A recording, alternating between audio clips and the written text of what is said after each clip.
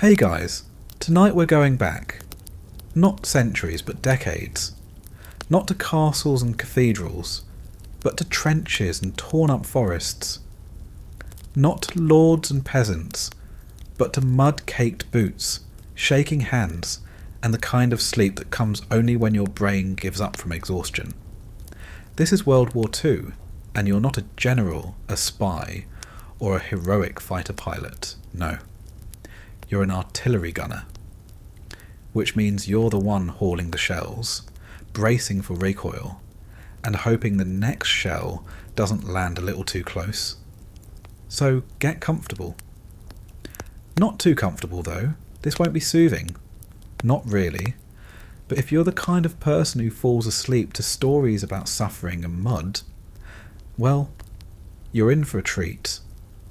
Take a second to like the video, if you actually enjoy these weird little bedtime nightmares I make. Subscribe if you haven't yet, and let me know in the comments where you're listening from, and what time it is for you. I always like knowing what hour people choose to emotionally unravel. Now dim the lights, maybe put on a fan for some background hum. It's going to get loud in a minute anyway, because tonight you wake up in 1944, somewhere in Europe, somewhere cold, somewhere wet, somewhere loud, and you're not special. You're not the chosen one. You're just another replaceable cog behind the big gun. Welcome to the war. Congratulations! You've just woken up in a shallow, half-frozen foxhole somewhere near the edge of the Ardennes forest. The year is 1944. The bad news is you're at war. The worst news is the war started without you. Again. You're on the night shift rotation, and if that shelling in the distance means what you think it means, you're already behind schedule. There's no alarm clock, just the distant percussion of artillery that rattles your ribs and reminds you you're not in Kansas anymore. Or if you are, Kansas has taken a sharp turn toward absolute hell. You blink awake under a crusted wool blanket that smells like wet dog and diesel fumes. Not that you've seen a dry blanket in weeks. Everything is damp. Your boots are damp. Your socks are damp. Your soul is damp. The ground beneath you is a slurry of mud, ice, and bad decisions. There's no mattress. You're lying on a tarp over frozen soil that's done a great job at preserving the exact shape of your spine. In reverse. The cold isn't just a temperature. It's a presence. It presses against your skin with the intimacy of a jilted lover and settles deep in your joints like it's paying rent. Your knees feel like shattered porcelain. Your back is in open rebellion. You're 22, which in artillery years is somewhere between middle-aged and already dead. Your foxhole, lovingly called the coffin by your section, is about 2 feet too short and 3 inches too shallow to be considered anything other than a grave with training wheels. You share it with a guy named Don, who snores like he's being slowly crushed by invisible bricks. He's still asleep, mouth open, one sock on, and somehow using your last clean towel as a pillow. You make a mental note to hate him later. For now, you try to sit up. Your body doesn't agree. Something in your shoulder pops, and for a second, you wonder if you've been shot. No such luck. Just another reminder that hauling 90-pound shells every day isn't great for long-term joint health. You reach for your helmet. It's wet. Of course it's wet. Everything is either wet or slightly on fire. You put it on anyway because a wet helmet is better than no helmet, and shrapnel doesn't really care how much you've been suffering already. You adjust your belt, your jacket, your scarf, all frozen into a shape that doesn't correspond to the human form, and drag your legs over the lip of the hole. Your boots squelch into the slush. It's not mud anymore. It's something else. Something sentient. Something that wants to pull you back down. You haven't brushed your teeth in days. Not because you forgot, but because the act of brushing them with ice-cold water from a dented canteen feels like inviting hypothermia into your mouth. Your toothbrush is missing half its bristles. You suspect Don used it to scrub his rifle again. You hate Don a little more. There's no real breakfast waiting. Just the hope that someone remembered to light the camp stove. And maybe, just maybe, didn't burn all the coffee this time. The last batch tasted like liquid tree bark, soaked in battery acid. And still, it was the best part of your week. You pat your pockets, cigarettes, one left. You consider saving it, then remember that tomorrow might not exist. You strike a match and inhale smoke that hits your lungs like an apology for everything else going wrong. Around you, the rest of the battery is waking up. Sort of. Men emerge from foxholes like grumpy, half-frozen moles. No one talks much in the morning. Too risky. Your vocal cords might snap from the cold. Or worse, someone might tell a joke and you'll be forced to remember what laughter feels like. You trudge toward the gun pit, your boots doing that awful thing where they slap against your heels with each step because your socks are permanently damp and the leather shrank 3 weeks ago. You've tried drying them over the fire, under your armpits, tied to the end of the gun barrel like some sad flag of surrender. Nothing works. They're cursed. Your fingers are already numb. Not frostbite yet. Probably. But it's hard to tell anymore. The cold doesn't sting like it used to. It just settles in, casual and cruel. Your gloves are worn thin. One thumb is missing. And you've developed the ability to do everything. Light matches, load shells, pee standing up. With 2 fingers and a prayer. You reach the gun, the beast, the 105mm howitzer that you've spent more time with than your own mother. It's big, loud, and moody, like a dragon with none of the charm. You run your hand along the breech, half out of habit, half to make sure the cold hasn't cracked it in the night. Metal groans as it contracts. Or maybe that's your elbow. Someone from the night shift hands you the clipboard. You try to read the coordinates through a fog of sleep deprivation and frost. Your brain interprets them as somewhere far away that still wants you dead. You nod like it made sense. He nods back like it mattered. The crew assembles. There's Mac, whose laugh sounds like a chainsaw stalling in syrup. There's Bowers, who hasn't spoken since the shell landed near his foxhole 2 nights ago. And there's Daniels, who keeps a photo of his dog in his breast pocket and talks to it like it's going to bark back. You like Daniels. He's just the right amount of insane. Loading drills begin.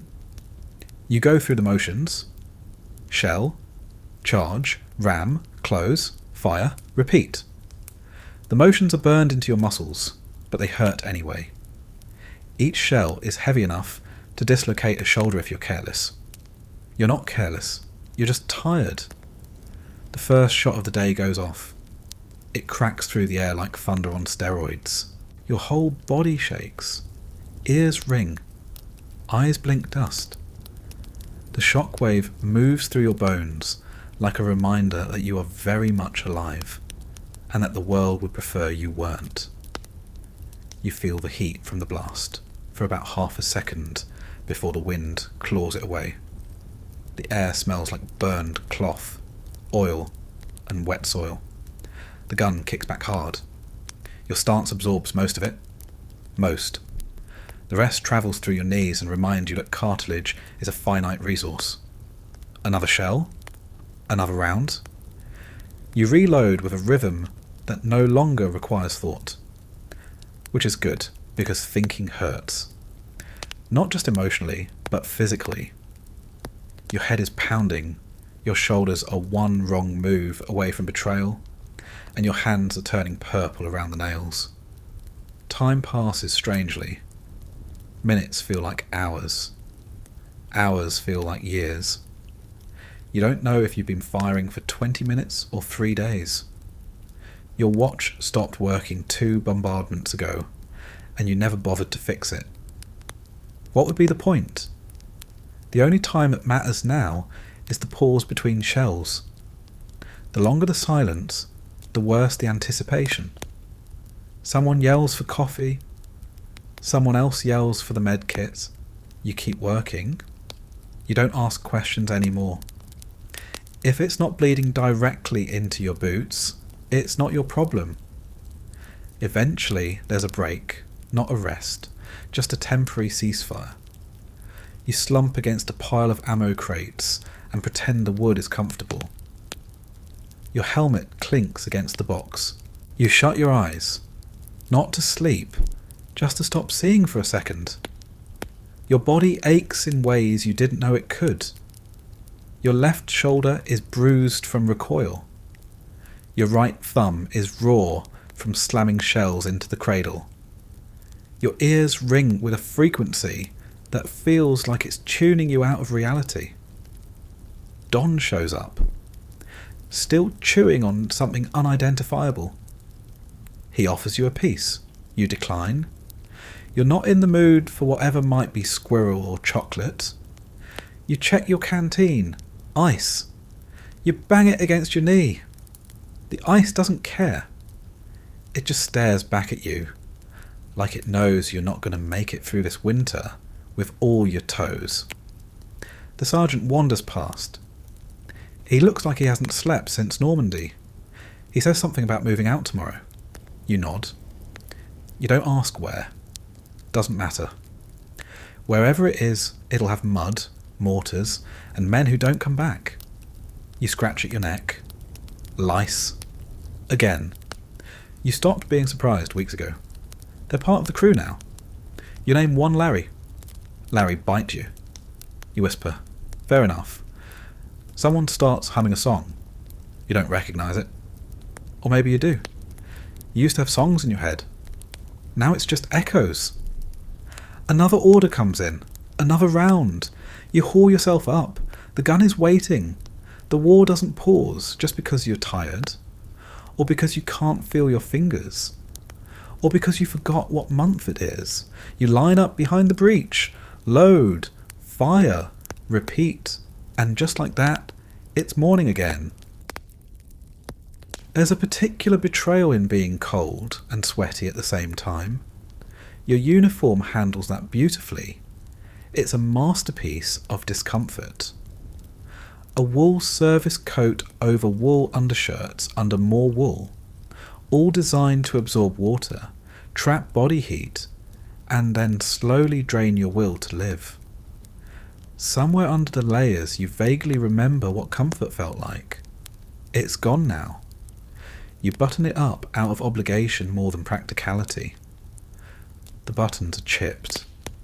One's missing entirely, replaced with a safety pin you found next to a latrine 2 weeks ago. You jab yourself with it every 3rd day, but it holds the coat shut, which is more than most things can say out here.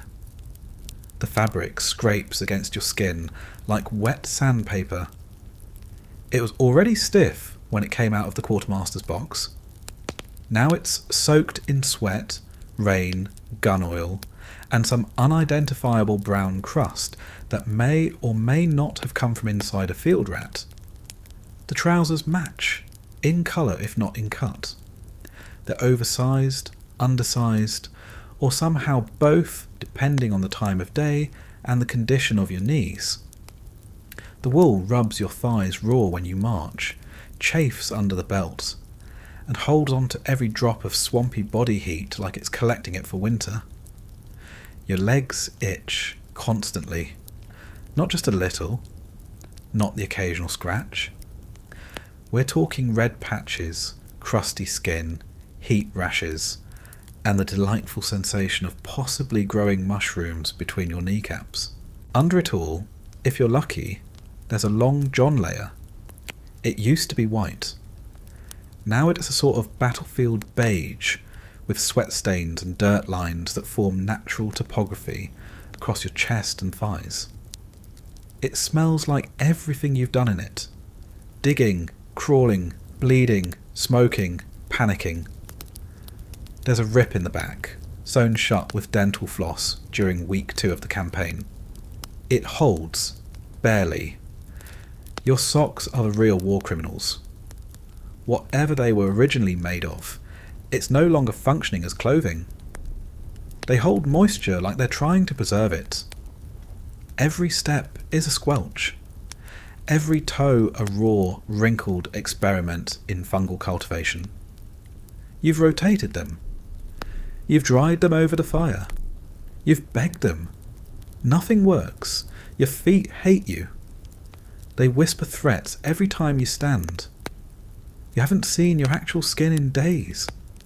Just layers of peeling, blistered regret. The boots are leather, allegedly. They're cracked in 3 places and soft in none. The soles are worn thin. The insides? Less padding and more stiff ridges and trapped debris, sand, ash, maybe the remnants of your last foot blister. They bend just enough to let rocks in, and never enough to make walking easier. You remember when they were polished once? Back at base? Before the mud claimed them. Your belt is a leather strip with a buckle that jams. It carries your canteen, ammo pouches, a field dressing you hope to never use, and whatever mystery items you've collected. Half a chocolate bar, some wire, an extra pair of socks you're pretending aren't mouldy. The belt digs into your stomach when you crouch, sags when you run, and twists into your ribs whenever you lie down. Then there's the gear. Straps. So many straps. You've got webbing crossing your chest, holding up pouches that hold nothing you need at the right time. Magazine carriers that are either too tight or too loose. Your entrenching tool flaps against your thigh like a bored woodpecker. Your gas mask bag swings unpredictably. The canteen bounces until you consider throwing it into the nearest ravine and drinking from a puddle just to be spiteful. Your helmet fits like a soup bowl lined with metal anxiety. It was made for someone else's head, probably someone named Lou who died in Sicily. It sits crooked no matter how you adjust it. The chin strap smells like spit and old meat. It saved your skull once already, from flying debris, maybe from Don's elbow during a chaotic reload. But it pinches when you lie down, presses against your temples, and fogs up your field of vision just enough to be a liability. The gloves aren't even yours. You traded a pack of cigarettes for them. They're 2 sizes too big, stitched at the palms, with fingertips that dangle uselessly like dead worms. They keep the cold out. Briefly. They also keep out dexterity, feeling, and the ability to grip anything smaller than a shovel. You take them off constantly, to reload, to write, to light matches. Then you put them back on and spend the next 10 minutes trying to remember which way your fingers used to bend. There's a scarf too, some regulation issue olive drab rag that you've wrapped around your neck so many times it could probably strangle you automatically. It itches. It always itches. You keep it on because the wind on your bare skin feels like glass, but you dream about throwing it into the nearest artillery blast just to watch it suffer. If it rains, and it will, the poncho comes out. It's waxed canvas, stiff as cardboard, with holes in all the wrong places. It does a great job of collecting water and then funneling it directly into your boots. It also acts as a windsail, catching every gust and whipping around your knees like a flag of surrender. You hate it, you use it anyway. There is no dry cleaning, no replacement wardrobe, no laundry service. Your uniform is your second skin, and it's growing into your first. You've tried washing pieces of it in a river. That only made them heavier, and somehow smell worse. There's a bar of soap in your kit somewhere. It's seen better days. It's hard to tell if it's soap or a compressed cube of regret now. And yet somehow you're expected to look presentable during inspection. You once watched a corporal brush his jacket with a boot brush. He lasted 2 hours before a mortar landed near the latrine and turned his jacket into a fine mist. After that, no one mentioned inspections again. The worst part isn't the smell, or the wetness, or the way everything rubs your skin raw. It's the weight. Altogether, your gear, uniform, and rations add up to roughly the weight of a full-grown German shepherd. You carry it every time you move, up hills, through ditches, across minefields. Your back screams, your shoulders throb, your hips bruise, and still you carry it, because leaving something behind means needing it 5 minutes later. You envy the new guys. They still believe their uniforms will protect them. They try to keep them clean, dry, even neat. You remember that phase. You folded things, tucked things. Now you're lucky if your pants are still attached to the same waistband you started with. There's blood on your sleeve. You're not sure whose. Could be yours. Could be from helping Bowers last week. He caught some shrapnel. Screamed like a wounded animal. You wrapped his arm with your scarf. That's why it's stained. You never washed it. Don't want to. You shift your rifle strap. It digs into your collarbone. You've tried padding it. Didn't work. Now there's just a permanent dent in your shoulder muscle. The sling smells like sweat and the inside of a tank. You clean the rifle more than you clean yourself. Not out of discipline, out of survival. A jammed rifle is a death sentence. A jammed zipper is just part of the ambience. The uniform doesn't keep you warm. It doesn't keep you dry. It doesn't keep you sane. What it does is keep you uniform, like everyone else. Just another figure in the mud. Another ghost wrapped in military wool, moving through the smoke and sludge like you were born in it. You get used to the feeling. Not comfort, just familiarity. You learn to stop noticing how everything scratches and pulls. You stop flinching when the dampness creeps down your spine. You even stop wondering what it used to feel like to wear clean cotton. Somewhere, deep down, you know there's a warm place with central heating and a drawer full of socks. But not here. Not now. Out here, your uniform is your armour, your coffin liner, your towel, your blanket, and sometimes your only protection from the wind that wants to flay you alive. You tighten your belt, adjust your scarf, pull your gloves on again. The gun's ready. The shells are waiting. The next fire mission is coming, and your uniform, scratchy, soaked, and 2 sizes wrong, is the only thing between you and frostbite, at least for another hour. You blink through the haze. The shell cases are stacking up again. It's going to be another long day. You'd think, after hauling shells and fighting the weather, you'd be rewarded with something resembling food. You'd be wrong. Breakfast in the artillery unit isn't a meal. It's a dare. It's a game of how much of this can I chew before my morale evaporates completely. There's no dining hall, no waitstaff, and definitely no one asking if you'd like coffee with that. There is coffee. Allegedly. We'll get to that. It starts with the sound of mess kits clattering. That faint rattle of dented aluminum pans banging against each other as people shuffle toward the cook tent, or in some cases, toward the back of a truck that has a pot and a man with a ladle and a 1,000-yard stare. No one lines up. It's not orderly. It's a slow, silent migration, like zombies that just remembered what hunger feels like. You find your kit buried under your coat, wrapped in a rag that used to be your undershirt. You open it.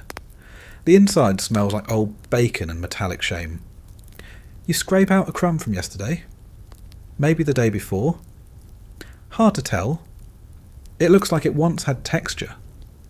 You close the lid. You step into the line.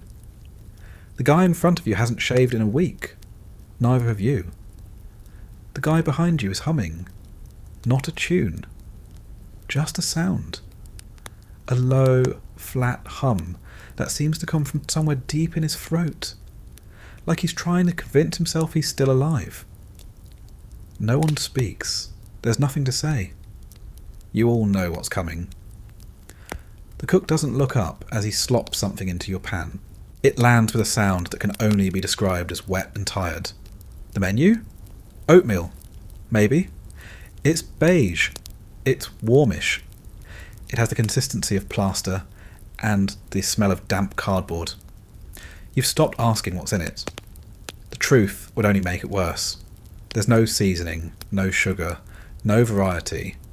You just swallow and hope it goes down clean. You get halfway through before you bite something. Not crunchy, not soft, just unexpected. You pause, you consider asking. You don't. You chew again. It doesn't help. You swallow hard and feel it sit in your stomach like a promise that the day will only get worse. If you're lucky, there's bread. Not fresh, not soft. It's a brick. A dense, flour-based insult. You try to bite it. Your teeth bounce off. You turn it over, looking for a weak spot like it's a piece of enemy armour. You gnaw at the edge until it gives slightly. You tear off a bite and immediately regret it. It's dry. So dry your tongue sticks to it. You chase it with coffee. Bad decision. The coffee is black. That's where the similarities to real coffee end.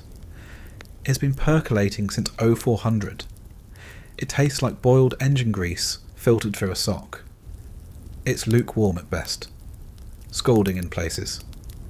Cold in others. No sugar. No cream. Just bitterness and a faint taste of whatever powder ration it was stored next to. You drink it anyway. It's the only thing keeping your hands from shaking. Kind of. Someone lights a cigarette. You watch the smoke curl up into the fog. You take a drag from your own. Cigarettes at breakfast aren't optional anymore. They're required. The food tastes better when your mouth is already dead inside. Occasionally, someone pulls out something special. A chocolate bar, a pack of crackers, a spoonful of jam smuggled from a supply drop. They don't share. Not because they're selfish. Because survival isn't a team sport when it comes to rations. You've done it too. Hidden things. Hoarded a tin of sardines for a day when the oatmeal turns green, which it does. Sometimes. You finish eating because not eating is worse. It's not satisfying. It's just necessary. Like putting oil in a dying truck engine. You know it's going to break down eventually. You just hope it gets through one more mile. You wipe your mouth with your sleeve. There are no napkins, no trays, no real dishes. Just your kit, your hands, and whatever scrap of dignity you haven't bartered away for a can of peaches. Sometimes there's spam. A gelatinous meat-like cube that somehow manages to be both too salty and flavourless at the same time. It jiggles. It glistens. It makes a sound when it lands in your mess tin that can only be described as anatomical. You eat it anyway. You stopped caring 2 campaigns ago. The best case scenario is powdered eggs. That's not praise, that's just a comparative baseline. They come scrambled, if you're generous with the definition. Rehydrated, rubbery, and vaguely sulphuric. You douse them in Tabasco if you have any left. You don't. If it's a holiday, they might give you sausage. One, singular. It's grey, limp, and tastes like someone described meat to a factory, and this is what it came up with. You eat it slowly, not to savour it, to postpone returning to the gun. Once in a while, you find a weevil in the bread. You flick it off. That's not a reason to stop eating. That's just part of the experience now. You've seen guys chew through worse.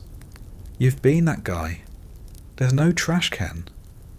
You scrape your mess kit clean with your spoon and lick the rest. Not because you're starving. Because leaving any behind feels like an insult to everyone who didn't make it to breakfast. You wash it with cold water from your canteen. The grease smears. It doesn't come off. You dry it with your sleeve. The cook mutters something about lunch. You pretend not to hear it. You're still recovering from breakfast. You shove the mess kit back into your pack, next to a half-eaten ration bar that's been shaped like a brick and tastes like chalk dipped in molasses. You stand. Your stomach churns, not out of protest, just confusion. It doesn't know what it's been given. It just knows it wasn't ready for it. You feel heavier, but not better. It's a weight that doesn't provide strength. Just ballast. Don's already heading back to the pit. He doesn't say anything. He just nods. You follow. Not because you're full. Because there's nothing else to do. The gun won't load itself, and the shells aren't going to carry themselves across the ice. You pass by a kid from another unit vomiting into a ditch. First day. You remember your first day? You remember throwing up too. Not from the food. From the fear. The food just made it easier. You light another cigarette. You breathe in the smoke and ash and burnt breakfast. You feel it settle in your lungs like everything else. You pull your coat tighter, adjust your webbing, and head towards the next barrage. The day's just started, and you're already hungry again. Home, sweet crater. There's a lot of talk about fighting for home in this war, but no one ever talks about what home actually looks like once you're here. It's not four walls and a roof. It's a hole. A hole you dug yourself. With a folding shovel made from the lowest bid military contract, surrounded by torn canvas, rusted shell casings, and the persistent smell of wet boots and meat that might be rat or might be something worse. Technically, it's called a foxhole. That sounds cuter than it is. There's nothing sly or clever about it. It's a rectangle of damp, miserable nothing you carve out of frozen ground in the middle of a field that's been shelled 4 times a week since October. It's supposed to be deep enough to keep your head below ground when the mortars start. But let's be honest. The only thing it's good at is collecting water and bad dreams. You sleep there. You eat there. You store your gear there. And sometimes your sanity, if you've got any left. It leaks when it rains. It leaks when it doesn't rain. Condensation builds up inside your boots overnight, and the bottom half of your body is just permanently soaked, like your legs are slowly being claimed by the earth. You've given up trying to stay dry. You just rotate damp for soggy and pray for less trench foot this week. The floor is never flat. It's a sloped mess of roots, rocks, and broken promises. You've tried to level it. You gave up. Your sleeping bag slides downhill every night, and you wake up with your feet wedged under your ammo box and your helmet full of condensation. Sometimes you dream of mattresses. Then you wake up with a stick jammed between your ribs and someone screaming for a medic 4 holes over. If you're lucky, you've reinforced the walls with sandbags. If not, congratulations. You live in an earthen bread bowl that collapses every time it freezes, thaws, or shakes from the latest shell impact. You've rebuilt the edge 4 times already. The 5th is coming. You can see the cracks forming again. One corner caved in during the last storm and buried half your socks. You still haven't found them. The roof is a tarp, or a canvas, or a jacket you've stretched over some sticks and weighed down with bricks from a nearby barn that got flattened during a night raid. The wind flaps it like it's mocking you. It doesn't keep the rain out. It just helps the water collect before it dumps it all at once. Occasionally it sags low enough to slap you in the face while you sleep. A kind of soggy alarm clock with no snooze button. Privacy doesn't exist. Your foxhole is within coughing distance of 3 other foxholes, and the only thing separating you from Don's farts and Carter's chronic throat clearing is 2 feet of mud and whatever's left of your mental barriers. At any point, someone might shout into your hole to borrow cigarettes, ask for water, or collapse half-conscious after a long shift at the gun.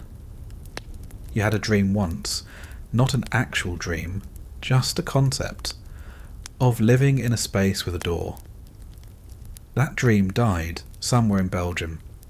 Your hygiene station is a tin mug and a dented mirror jammed into the dirt wall. You shave with cold water and a blade that's older than you are. You haven't looked good in weeks. Your face is a mix of stubble, smudges, and insect bites. The last time you caught your reflection, you thought someone else had crawled into your foxhole. Turns out it was just your own face, gaunt, grimy, and looking about 10 years past dead. The best part? Your foxhole isn't even yours. It's temporary. Everything is. Every position is one blown fuse or bad order away from being abandoned, shelled, or overrun. You don't decorate. You don't get attached. The guys who try to make it cosy, the ones who hang photos or build shelves out of crate wood, they're the ones who never seem to make it past week 4. You keep it simple. A kit, a blanket, a damp Bible if you're lucky, and a bayonet wedged within arm's reach, just in case. You've tried to make improvements. You dug a side pocket for your gear. It collapsed. You added a ledge for your canteen. It filled with water. You drove nails into the dirt to hang socks. They disappeared. One morning you woke up to find a mouse gnawing on your bootlaces. You let it finish. At least someone was getting a meal. Noise is a constant. You don't get peace and quiet. You get background war, incoming shells, outgoing fire, screams, shouts, diesel engines coughing to life at dawn, boots stomping through mud, and the ever-present whisper of wind through broken branches above you. And that's the best case scenario. The worst is when it's silent. That kind of silence doesn't mean peace. It means something's coming. You've tried earplugs. They don't help. You can still feel the vibrations. Every blast shakes the ground, and you feel it through your hips, your spine, your teeth. You've learned to tell the difference between a mortar and a howitzer by the way your foxhole trembles. You've also learned to tell when it's too close to matter. Water pools near your head at night. You wake up with your blanket soaked and your nose cold. You stuff rags into the corners to keep the runoff from flowing through your food stash. Doesn't work. Nothing works. You built a trench around the lip once, trying to redirect the flood. It filled in by morning. The dirt here doesn't care. It eats your effort and gives you back mildew. Sometimes a guy brings back something weird to decorate. A bit of shrapnel. a chunk of tile, a piece of a German helmet, little trophies of misery. You saw someone nail a playing card to the wall once, the Queen of Hearts. He stared at it for days. Then one day he just stopped showing up for breakfast. His hole got filled in. A new guy moved in. The card stayed. There's a rule, unspoken but universal. Never ask what someone saw last night. Just nod, hand them a match, and give them space. Every foxhole's seen something it doesn't talk about. You know yours has. There's a blood stain on the far wall you can't explain. It wasn't there 2 days ago. No one asked. You didn't either. You've written letters in here, propped up against the mud wall, with fingers stiff and pen ink frozen. You wrote to your mother. Then stopped halfway through the second page when the sky lit up and half the dirt ceiling came down in your lap. You still have the letter. Folded, crumpled, stained, never finished. She wouldn't want to read it anyway. There are days you don't leave the hole unless someone drags you out. Not from fear, from routine. It's your nest, your shell. You crouch, you smoke, you reload your clips, you rest your helmet on your knees and watch the water rise. And when the barrage starts again, you just duck your head, grit your teeth, and pray the walls hold one more time. It's not shelter, it's not safe, but it's where you keep your life in a war that tries to take it every day. So you patch the tarp again, you bail the water, you adjust the sandbags, you scrape the mould off your mess tin, and count your socks. And you wait for the next call to man the gun. Because out here, comfort isn't warm blankets or quiet nights. It's a crater that hasn't killed you yet. You wake up sticky, cold, and itchy. Not in that order. There's something crusted behind your ear. You scratch it. You regret that immediately. Could be dried sweat. Could be blood. Could be whatever fungus your scarf has been fermenting over the past 2 weeks. Doesn't matter. It's stuck to you now. Like everything else. Bathing isn't a routine here. It's folklore. You hear rumours about rear line guys who get access to showers once a week. You've never seen them. You're not even sure they exist. For you, hygiene is a concept, like hope or warm bread. You remember it. But not in any way that feels real. There is technically water. Technically, it's cold, usually frozen, often brown, and tastes like it came out of a pipe full of rust and rat skeletons. You splash a little on your face in the mornings if the canteen isn't frozen solid. That counts as washing up. If you're feeling ambitious, you might rub your armpits with a damp rag. The rag hasn't been clean in weeks, but it's all you've got. Soap is a ration item. Kind of.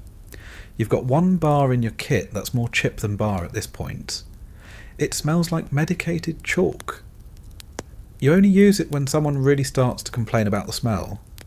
Or if your hands are so greasy, you can't grip a shell casing without it flying out and nearly braining Don. Which has happened. Twice. Your fingernails are filthy. Not slightly dirty. Not garden variety unclean.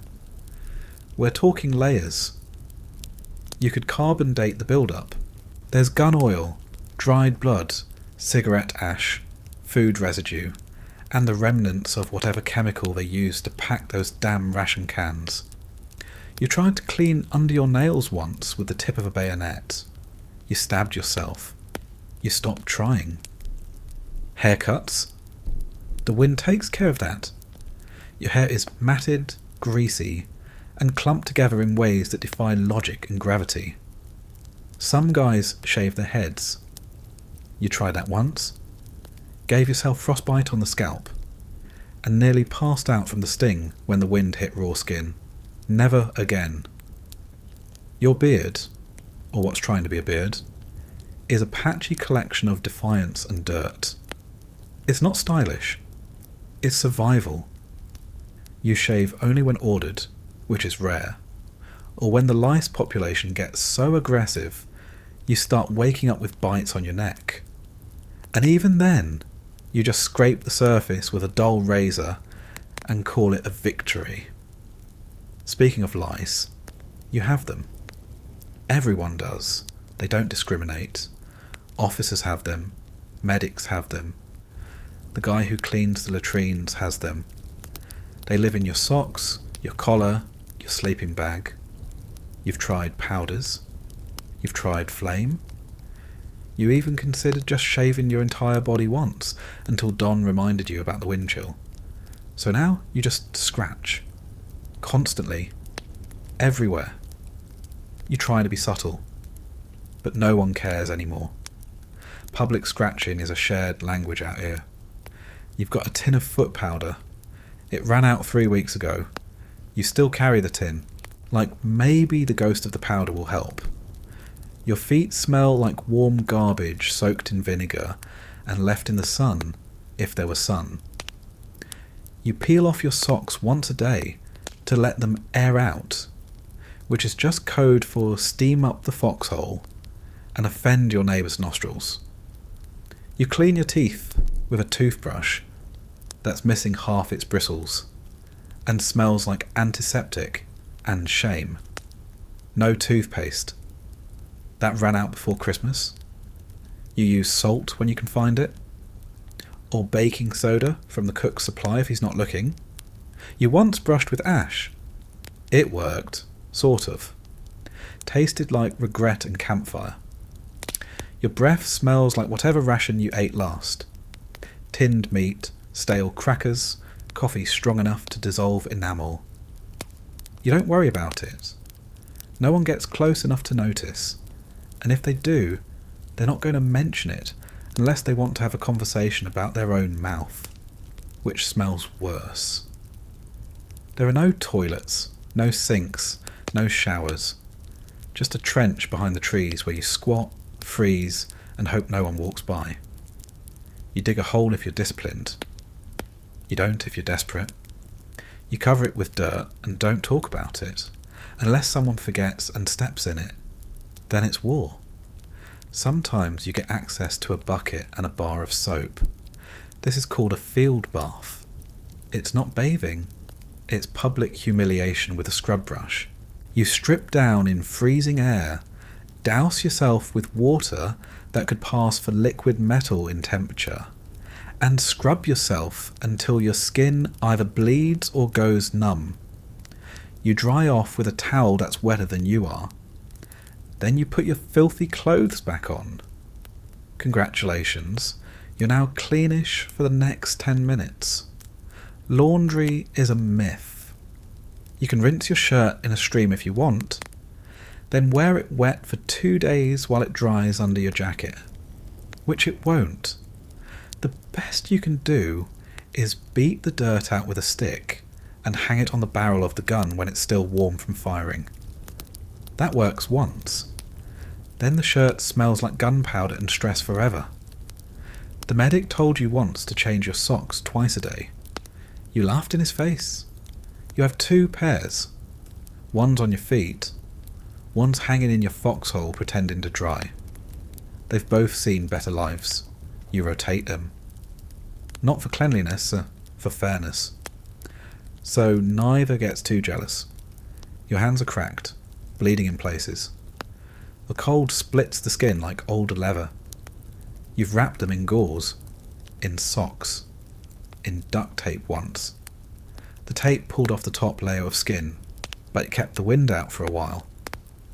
You moisturised once with axle grease, no regrets.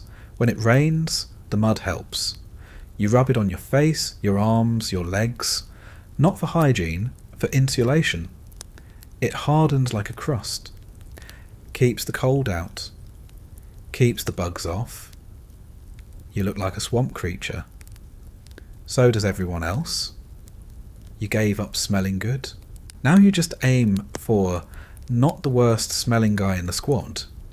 It's a low bar. but someone's got to trip over it. So you scratch your scalp, you spit into the mud, you wipe your nose on your sleeve.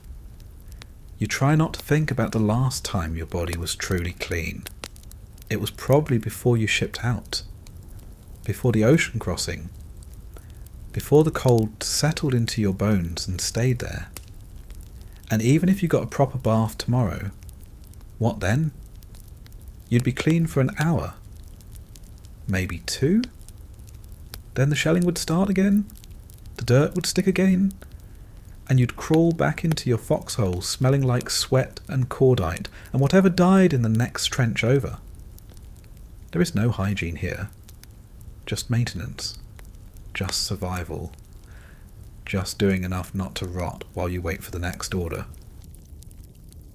You don't work with the artillery gun, you live with it, you eat next to it, you sleep near it, you dream about it, and if you're unlucky, you wake up to it.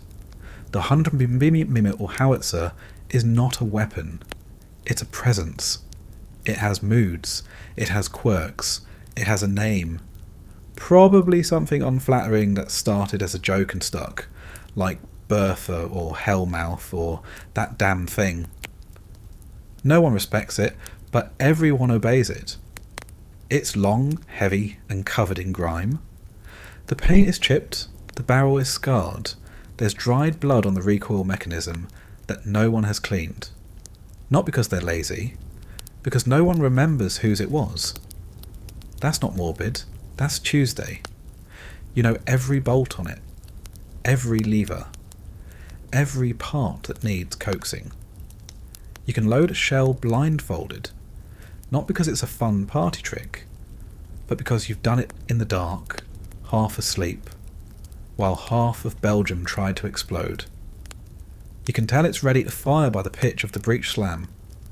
You can tell it's broken by the smell of burnt powder that hangs too long in the air. It's supposed to be operated by a full crew, 6 men minimum. You're down to 4 most days, sometimes 3. You rotate roles like dancers in a nightmare. Load, fire, reset, adjust elevation, run the targeting map, call out distances, check the fuse settings, haul another round, yell over the blast, duck shrapnel, repeat until someone's too injured or too deaf to keep going. The shells are heavy, 90 to 100 pounds depending on the type. You lift them wrong, your back goes. You lift them right, your back still goes, just slower. The lifting's only part of it. There's hauling, bracing, aligning the fuse with shaking fingers, ramming the charge, locking the breech. You're not just firing artillery, you're feeding it, like some angry metal god that only understands violence and trajectory. It's loud, of course it's loud, that's obvious.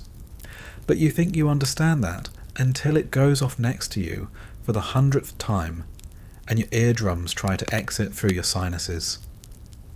The pressure hits you in the chest. You feel it more than hear it. It turns your ribs into a tuning fork and makes your teeth buzz.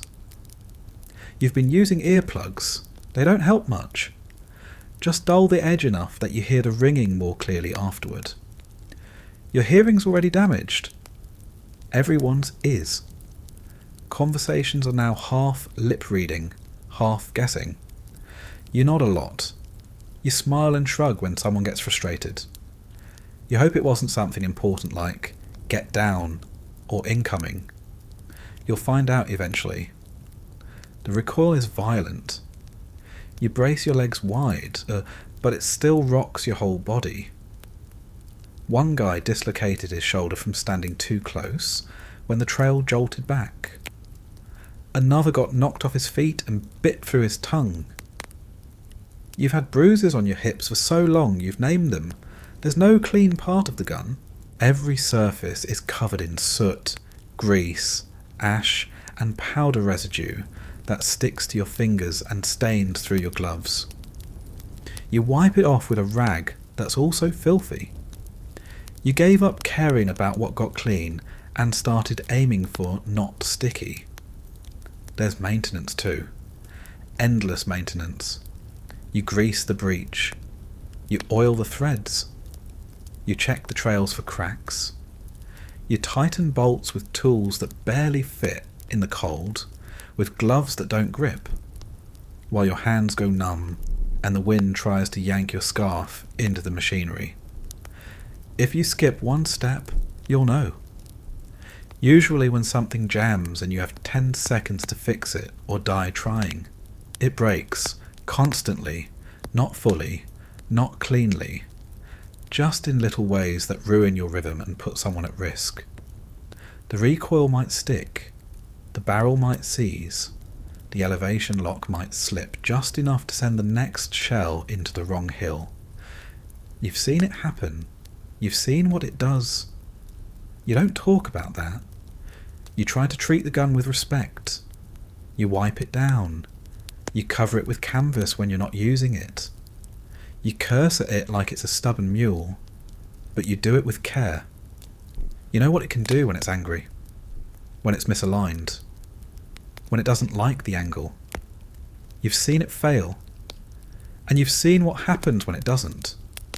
You've got marks on your uniform from it, soot streaks, grease smears, a burn on your arm where the casing spit hot brass onto your sleeve. The sergeant called it character. You called it something else. Loudly. He laughed. Sometimes, between barrages, you sit with it. Just lean your back against the trail and smoke. You don't talk to it. Not exactly, but you think things. You wonder how many shells it's fired, how many lives it's erased, how many more it'll fire before the barrel wears down and someone sends it to the scrapyard. You've had dreams where it talks, not in words, just in pressure. Heat, thunder. You wake up gripping the breech lever, with your hands cramped and your ears ringing. It's not romantic, it's routine. The only thing worse than hearing it fire is when it doesn't. When you load the round, hit the trigger, and nothing happens. That's the worst sound in the world, silence when there should be violence. It means something's wrong. You wait, you count, you call out. Then you have to open the breech. Very carefully. You pray the round's a dud. You pray harder it doesn't cook off in your face. You never really trust it. You depend on it, sure, but you don't love it. You're not one of those guys who names it and strokes it like a pet. You treat it like a roommate who might stab you in your sleep if you forget to do the dishes. Functional distrust, professional fear. When you move position, it moves with you. Dragged behind a truck, or manhandled by the squad over roots and rocks and frozen ruts. It doesn't want to be moved. It groans. It drags. It digs in, like it knows where it is and doesn't care what HQ wants. You've watched guys lose fingers trying to hitch it too fast. It doesn't care. It's steel and hate and physics. When it fires, you feel powerful, not proud. Just aware that you've just flung death into the horizon, and someone, somewhere, is probably screaming because of it. You don't celebrate. You just reset. You haul another round. You check the angle. You wait for the next order. That's the relationship. You serve the gun. Not the other way around. You load it. You clean it. You feed it. You try not to anger it. And when it roars, you brace yourself and hope the recoil doesn't knock something loose, in the gun or in your head. Because when this war ends, if it ends, you won't miss the gun. But you'll hear it every time someone slams a door too hard. It starts with a voice, sometimes the sergeant, sometimes radio. Sometimes it's just a shout from the tree line and a frantic gesture with a clipboard. Coordinates, fire mission. Incoming orders scribbled on paper, already stained with mud and blood and yesterday's coffee. You barely read them. You don't need to. You already know the drill. The routine is the only thing holding your brain together. You stand. You stretch what's left of your back. You ignore the aches, because if you start paying attention to the pain, you'll never move again. You shove the shell case box closer to the gun. You take a breath, which smells like cordite and cold canned meat, and you begin. Open the breech. That's always first. It clunks with a mechanical groan, like it resents being awake. Your gloves catch on the metal. You feel the familiar resistance in the crank. You pull back hard. You've done it so many times that your arm moves before your mind does. Grab a round. 90 pounds of brass, steel, and destruction. You haul it from the crate with a grunt, using your thighs because your back is still threatening early retirement. Your knees pop. That's normal. Everything pops now. You slide the shell into the breech. It clinks into place. Satisfying, terrifying, the charge comes next. Powder bag, carefully handled because no one wants to die with accidental internal detonation written on their tag. You push it in, tamp it down, seal it tight. The gun is ready. You shout. The sergeant nods. You fire, and everything disappears. The noise is impossible. It's not a bang. It's not a blast. It's a force. A punch from God. Your helmet rattles. Your chest shudders. The ground shifts. You feel the impact in your teeth, your skull, your ribs. The air is sucked from your lungs and replaced with dust and ash. Your ears don't hear it anymore. They feel it.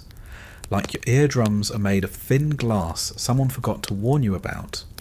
The world goes high-pitched, ringing, constant, dull and sharp, all at once.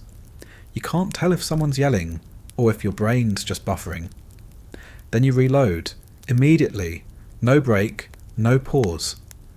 Grab another round, shoulders scream, slide it into the gun. Your gloves slip. The shell nearly falls, doesn't matter. Ram it, charge it, fire it again. Boom. Everything shakes again. The air is thicker now. The smoke hangs like fog. You cough. Everyone coughs. It's not polite. It's not subtle. It's full body convulsions as your lungs try to purge the grime. Doesn't work. You suck in more soot on the next breath. You lose track of time instantly. You measure the day in how many crates are left. Not by the hour, not by the sun. You just count the dwindling stacks of ammunition and guess how long until your arms give out, or the tube overheats, or someone finally snaps and throws the aiming chart into the fire. It's mechanical, not heroic. You load, you fire, you sweat through your undershirt, even though it's below freezing. The heat of the barrel, the pressure, the effort. It all adds up. You unbutton your coat halfway through and regret it immediately when the wind finds your back. Your hands blister, then the blisters pop, then the skin just gives up. Your palms are raw. You tape them. The tape comes off with the gloves. You wear the gloves anyway. They're stiff and crusted and smell like mildew and regret. But they're all that stands between your skin and the metal that will absolutely tear it off without hesitation. You shout numbers, elevation, distance, fuse settings. You can't hear the responses anymore. You just read lips and hope. One guy repeats everything twice, just in case the rest of you missed it. You want to thank him? You don't? No one thanks anyone. You all just keep going. Sometimes the barrel jams. Sometimes the shell sticks. That's the worst. You freeze. Not because you're scared, though you are, but because you've trained for this. One wrong move and the whole thing becomes a shrapnel pipe bomb. You reach in, you wiggle it, you pray. It gives. You keep going. The smoke gets thicker. Your face is black with soot. You wipe it away and smear more across your cheek. Your eyes sting. You've forgotten what clean air tastes like. You stop noticing the grime. You only notice when someone coughs up something red. There are moments when it stops, not by design, just a pause. Out of shells. Radio silence. Wind shift. You lower your arms and lean on the trail. Your knees buckle. You pretend it's just a rest. You sit in the mud and feel your legs buzz. That's your blood pressure having an existential crisis. Don asks if you're okay. You nod. He's not okay either. No one is. But it doesn't matter. The gun's still here. That means you are too. And there's more to fire, always more to fire. The paperwork comes after. You fill in numbers with shaking hands. Shells used, targets hit, estimated effectiveness. You don't know what you hit. Trees, trenches, buildings, people. You don't ask. You just write down the coordinates and check the box labelled executed. You don't cry during. There's no time. But sometimes later, when it's dark and the mud has cooled and your body finally lets you stop moving, then maybe, just a little, silent, quick. No one sees. And if they do, they pretend they didn't. Because there's no room for softness here. Not next to a machine designed to erase everything in front of it. You're part of the mechanism now. A component. Flesh pretending to be steel. And when the next order comes in, and it will, you'll wipe your nose, spit into the dirt, and stand up. Because the gun is waiting. And you know exactly what to do. You'd think the enemy would be the bullets, the mortars, the steel and fire and flying debris. That's the obvious part. But the real threat out here is moisture. Silent, persistent, unavoidable. It creeps in through the seams of your boots. It seeps up from the mud you sleep in. It clings to your socks like it owns you now. And after a while, it does. Your feet are ruined. That's just a fact. The first few days in the field, you told yourself you'd stay on top of it. Change socks, dry them out, keep your boots clean. That lasted about a week. Then the rain came. Then the shell holes filled with sludge. Then the ice thawed into mud, and the mud froze into ice again. And you just gave up trying. Because there's no such thing as dry anymore. Only degrees of wet. Trench foot isn't a distant concept or a cautionary tale from the Great War. It's here. It's now. You know it's coming when your toes start to tingle, then go numb, then start to feel like they're being sandpapered from the inside. You take your boots off at night, if you dare, and look down to see the skin on your soles peeling in strips. Red, raw, cracked, sometimes grey, sometimes black. There's a medic who checks for it when he's got time. He'll lift your foot, shine a little flashlight on it, grunt, and then slap some ointment on like that's going to reverse weeks of fungal colonisation. He'll tell you to air them out. You nod. You don't tell him that the only breeze your feet get is the one created when you frantically run from incoming fire. You try to manage it. You rotate socks. You wring them out over a shell casing and watch the brown water drip down like something out of a horror film. You've tried stuffing newspaper in your boots.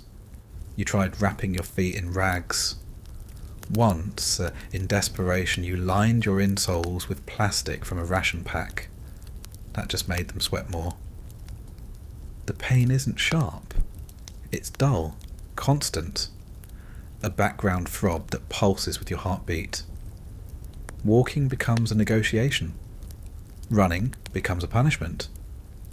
The arches of your feet swell until your boots barely fit. But you jam them on anyway because bare feet in this terrain would be the end of you. You've seen guys do it. They don't last long. Blisters form and pop. Then they refill. Then they just become open wounds. You tape them up. The tape slips off. You use gauze. It sticks to the skin and tears it off later. You give up and just shove your foot back in the boot and walk on it until it goes numb again. That's the closest thing to relief you get. You're not alone. Everyone's got something wrong. Broken toenails, infections, bunions so big they have names. There's a guy in your squad whose heel turned green last week. You haven't seen him since the medic cart came around. Probably shipped him out. Or buried him somewhere between shell holes. And it's not just feet. That's the headliner, sure. But the rest of your body's not faring much better. Your knees are shot. Not from bullets. From crawling, crouching, kneeling, and hauling. Every time you lower yourself into a foxhole, something cracks. You brace against the side of the pit and pretend that it's fine. It's not fine. You've got a permanent limp that swaps legs, depending on the weather. Your back is a slow-motion injury that started somewhere in week 2 and has now fully settled into your spine like a drunk tenant who won't leave. Every shell you lift adds another layer of damage. You can't sleep flat anymore. Your muscles spasm at night. You stretch in the mornings and feel vertebrae click like a typewriter someone kicked down the stairs. Blisters on your hands. Open wounds between your fingers. Gun oil soaked into your skin so deep your palms smell like cordite even when you've done nothing for hours. Your fingernails are cracked. One got torn off entirely last week when you slammed the breech too fast. You wrapped it in cloth and kept working. You didn't even notice until someone pointed at the blood. You're always bruised. Always. Shins from the crates. Elbows from the gun shield. Collarbone from the strap of your gear digging in during every sprint and scramble. You once counted 13 bruises on one leg and couldn't remember how any of them happened. They just appear now, like souvenirs for invisible beatings. Your hearing is shot. That's not a maybe, that's confirmed. The constant shelling, the repeated blasts from your own gun, the concussive force shaking your inner ear like a maraca full of regret.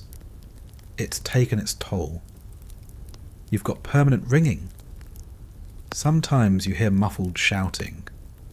Sometimes you don't hear anything, just the high whine of silence doing its best impersonation of a dentist drill. Your vision's blurry most days. Maybe from the smoke. Maybe from the lack of sleep. Maybe because your eyes are full of dirt and your last eye wash was rainwater filtered through your sleeve. You squint through binoculars that are scratched and foggy and hope to God you're not calling fire on the wrong hill. You've got burns, tiny ones, from shell casings, from hot metal, from sparks. One across the back of your hand where the friction fuse flared too close. Another on your wrist from where the barrel vent belched flame during a misfire. You didn't feel it at first, just smelled burning cloth and figured it out later. You've stopped checking your legs for cuts. There are too many. Scratches from brambles. Gashes from tripping over wire. Once you crawled over a broken helmet and sliced your calf open. It bled for a bit, then stopped. You think? You never got it looked at. You just wrapped it with your scarf and kept moving. Skin conditions? Absolutely. You've got rashes in places you didn't know could rash. Your thighs rub raw from damp wool.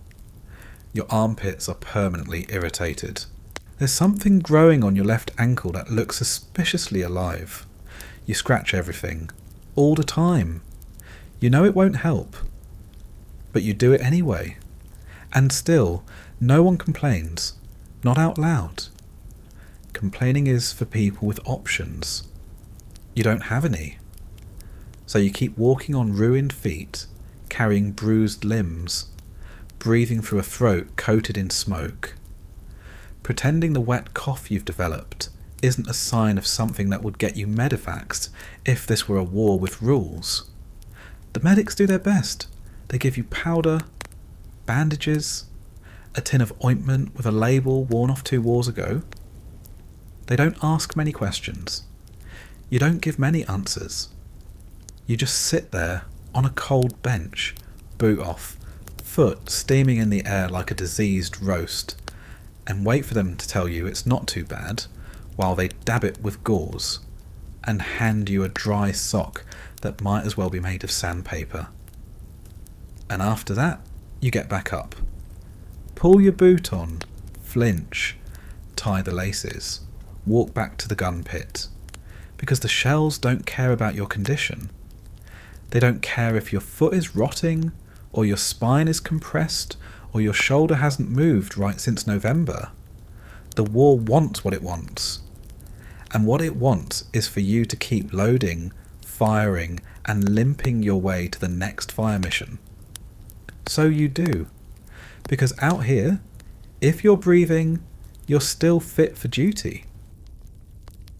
It's never quiet. That's something you noticed early on. There's no such thing as silence here. Not real silence. Not the kind where you hear your own breath, or birds, or the wind in a tree without thinking it's carrying death on it. Out here, silence is just a pause between catastrophes. And the noise, the real noise, always comes back. It starts as a low rumble. You feel it before you hear it. Through your boots, through the earth, through the wall of your foxhole, if you're lucky enough to still be in one. It builds in your gut, a kind of pressure that rolls upward like a warning. Then it hits. Boom. The air tears open. A shell lands a few 100 yards out. It doesn't matter how far. It's too close. You duck instinctively, like that's going to help. Dirt and debris rain down, and the blast rips through the tree line like it's chewing through paper. You flinch. Everyone does. Even the guys who swear they're used to it. You're not used to it. No one is. Every detonation rattles something loose. In the ground, in your gear, in your skull. The noise is layered. The sharp crack of the shell breaking the sound barrier. The deep concussion of the impact. And the scream of everything it touches. Trees crack. Metal shrieks. Sometimes people do too. Your own gun joins in. The 105mm howitzer doesn't fire. It detonates.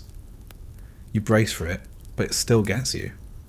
The shockwave slams into your chest like you're being shoved by a god who doesn't care what direction you're facing. Your ears ring. They always ring. The sound doesn't stop when the shell does. It echoes in your jaw, behind your eyes, down your spine. You've worn earplugs. You've stuffed cotton in your ears. You've used cigarette filters, bits of cloth, wads of dirt. Nothing helps. You can still feel the sound. It moves through you, past you. Sometimes it feels like it's taking something with it. Your balance, your memory, your hearing. You don't know how many decibels artillery fire is. You just know it's more than your body was meant to handle. It's not just the firing, either. It's everything. Engines backfiring. Trucks groaning under weight. Radios hissing with static and coded voices. Boots crunching through gravel. Panicked yelling. Shouted orders. Screams from somewhere that might be close or far or just inside your head now. Sometimes you lie awake at night and hear explosions in your dreams. Except you're not dreaming. The shelling starts around midnight. It always does. And your brain treats it like background noise now. You've learned to fall asleep between salvos. You've also learned how fast you can go from REM sleep to diving into a hole while your heart tries to evacuate through your throat. Thunderstorms are a joke out here. Nature has nothing on artillery. You hear thunder now and your body doesn't even react. Too soft, too gentle. You've been recalibrated. Your nerves are set to incoming fire, and everything else is just filler. There's a whistle that sometimes precedes an incoming round. Not always, but when it's there, it's unmistakable. That rising scream of air being carved in half by something designed to unmake a man in a single breath. The worst part isn't hearing it. It's hearing it stop. Because when the whistle cuts out, the impact is already happening. Close hits are deafening, literally. One shell hit 10 yards from your pit last month. You went down hard. Couldn't hear anything for 2 days except a buzzing in your head like a radio stuck between stations. Don tried to tell you something. You read his lips and hoped it wasn't a goodbye. Even when the barrage ends, the sound stays.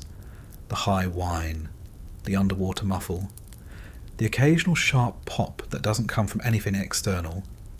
Just your eardrums giving up for a second and resetting like a jammed piece of machinery.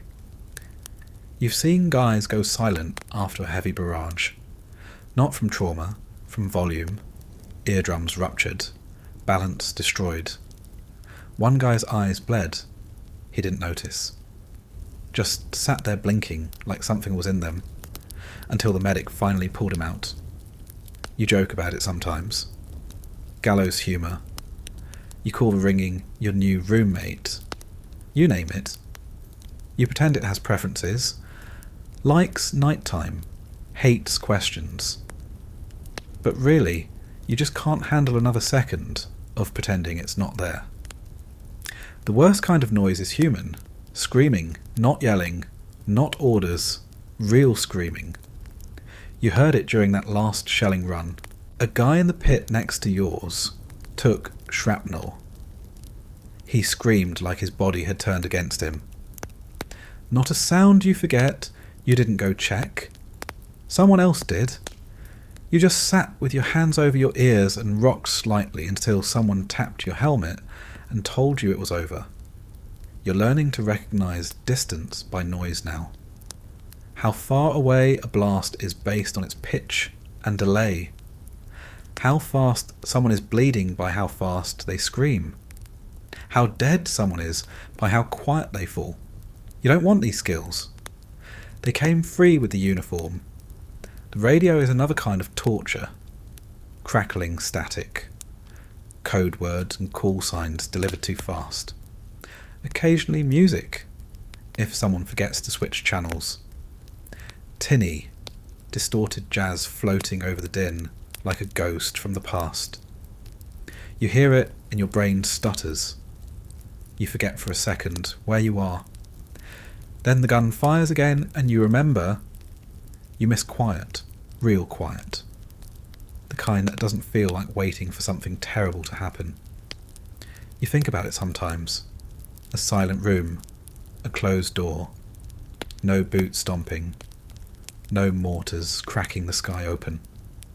Just stillness. Then you realise you probably wouldn't survive it anymore. You'd sit there waiting for the shell that never comes. You'd go insane from the absence. You've seen guys go pale from sudden silence.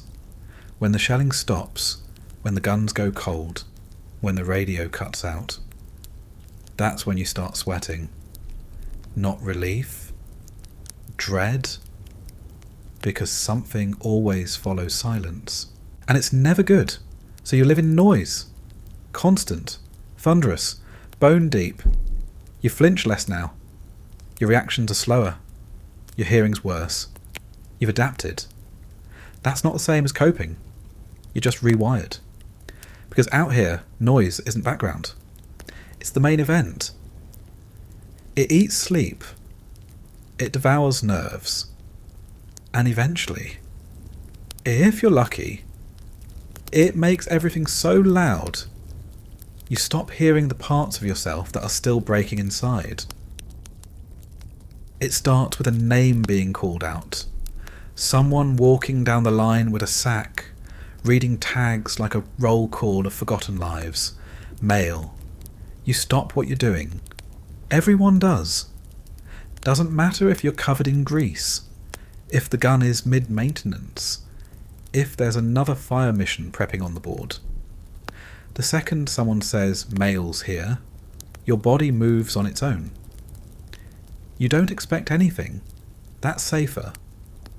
Expecting is for people who haven't been out here long enough to understand what hope costs. But sometimes there's a letter, folded, smudged, stained, written by someone who still lives in a world with clean sinks and weather that isn't lethal. You take it with fingers still filthy from gunpowder and dried blood. You don't open it right away. You sit with it for a second. Let it exist in your palm like a fragile relic from another dimension. Then you unfold it, slowly, carefully, like it might explode. Sometimes it does. Not literally, but in ways you weren't prepared for. There's the handwriting, familiar, strange now. You forgot how your sister loops her G's, how your father doesn't use punctuation, how your girlfriend's letters smell faintly of something floral that no longer belongs in your world. You breathe it in, and it hits harder than any shell. They write about things you can't relate to anymore. How the weather's been, how the dog's getting fat, how the neighbour got a new car and parked it wrong again. You read about warm kitchens, broken furnaces, people arguing about things that don't matter. You read it and you feel two things simultaneously: comfort and rage. Because none of it matters out here. Not the new fence, not the drama at work, not the joke about someone's cousin who got drunk at a wedding. None of it survives the translation across thousands of miles and into this cratered hell where you're one misstep away from getting your legs blown off by a landmine, laid by a man you'll never meet. But still, you keep reading. Even when the letters hurt. Especially when they hurt. Sometimes they try to be uplifting. We're so proud of you. You're so brave. You read those lines, and something inside your chest curls up into a ball and wishes it could vanish. Brave. That's the word people use when they don't understand. You're not brave. You're functioning. You're doing what the guy next to you is doing. What the guy before you did. What the guy who didn't come back would have done if he still had a face. Then there's the real damage. The letters that try to talk about the future.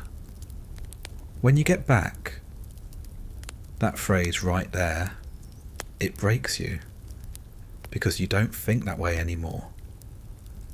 You don't have plans. You don't have a back. You have today, maybe tonight, and a vague idea that you might still be upright by tomorrow's sunrise. They ask questions you can't answer. How are you? Are you sleeping? What's it like over there? You stare at those lines like they're written in another language. How do you explain that you haven't had a real conversation in weeks? That your sleep schedule is dictated by shelling patterns and nightmares? That over there smells like burning hair and canned stew and the inside of a corpse? You don't write back right away. Some guys never do. It's not because you don't care. It's because you don't know what to say that won't ruin them, so you write safe, short. I'm fine. Cold out here. We're keeping busy. Lies, mostly. Half-truths. Enough to reassure, but not enough to be honest. They don't want honesty. They want survival with punctuation. Some letters arrive late, really late. You get one postmark 2 months ago. It mentions someone who's already dead. It talks about a birthday you forgot. It asks if you got the cookies. You didn't. Probably stolen. probably eaten by a corporal in logistics who never fired a round in his life and thinks powdered sugar counts as nutrition. Then there are the photos. Those are the real weapons. Grainy black and whites of people smiling. People at home. People who have no idea that just seeing their faces will wreck whatever thin layer of emotional insulation you've managed to slap over your nerves. A kid holding a cat. A woman in a summer dress. A group of friends you don't fully remember anymore. You fold the photos and tuck them into your chest pocket, not because they help, but because they remind you who you were supposed to be before you turned into whatever this is. You carry them close, even when they make things worse. Especially then. Some guys don't get letters at all. They stop pretending it doesn't bother them after a while. You see it in their eyes when the mailbag passes them again. Nothing. They stop lining up. Stop asking. Start talking less. Eventually they go quiet for good. Not dead. Just gone inside. You've seen letters arrive for guys who aren't alive anymore. Someone opens the envelope, reads the words, doesn't say anything, folds it and slips it into a pack that won't ever be unpacked again. No one talks about it. There's no ceremony. Just a private moment between someone's handwriting and the empty space they were trying to reach. You get one from your younger brother once. It's written in pencil. Sloppy. Talks about a school project. A comic book he read. Something stupid, innocent, honest. You cry when you read it. Not loudly. Just enough that your nose runs and your vision fogs up. You wipe it away and say it's the cold. No one believes you, but no one calls you on it either. Because everyone has their letter. The one that hits too hard. The one that arrives when you're already cracked and just finishes the job. Some guys carry them folded up in their helmets. Others keep them in ammo tins or taped to the inside of their footlockers. You saw one guy burn his after reading it. Didn't say why. Just stared at the flame like it was the only thing keeping him from losing it. And still, every time the mail shows up, you look. You hope. You hate yourself for hoping. You tell yourself it doesn't matter. But when someone calls your name and hands you that envelope, creased, stained, still somehow carrying the smell of a place with walls, your hands shake. Because no matter how many times you load shells, or reload the gun, or shout coordinates into the wind, nothing disarms you like a piece of paper with your name on it.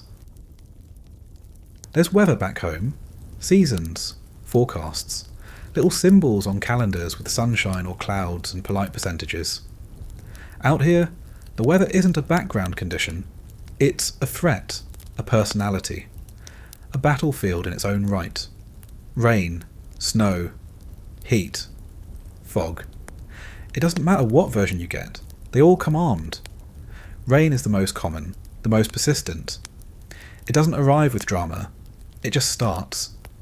Soft at first, sneaky. A drizzle that feels like it might pass. It won't. It never does. It just builds.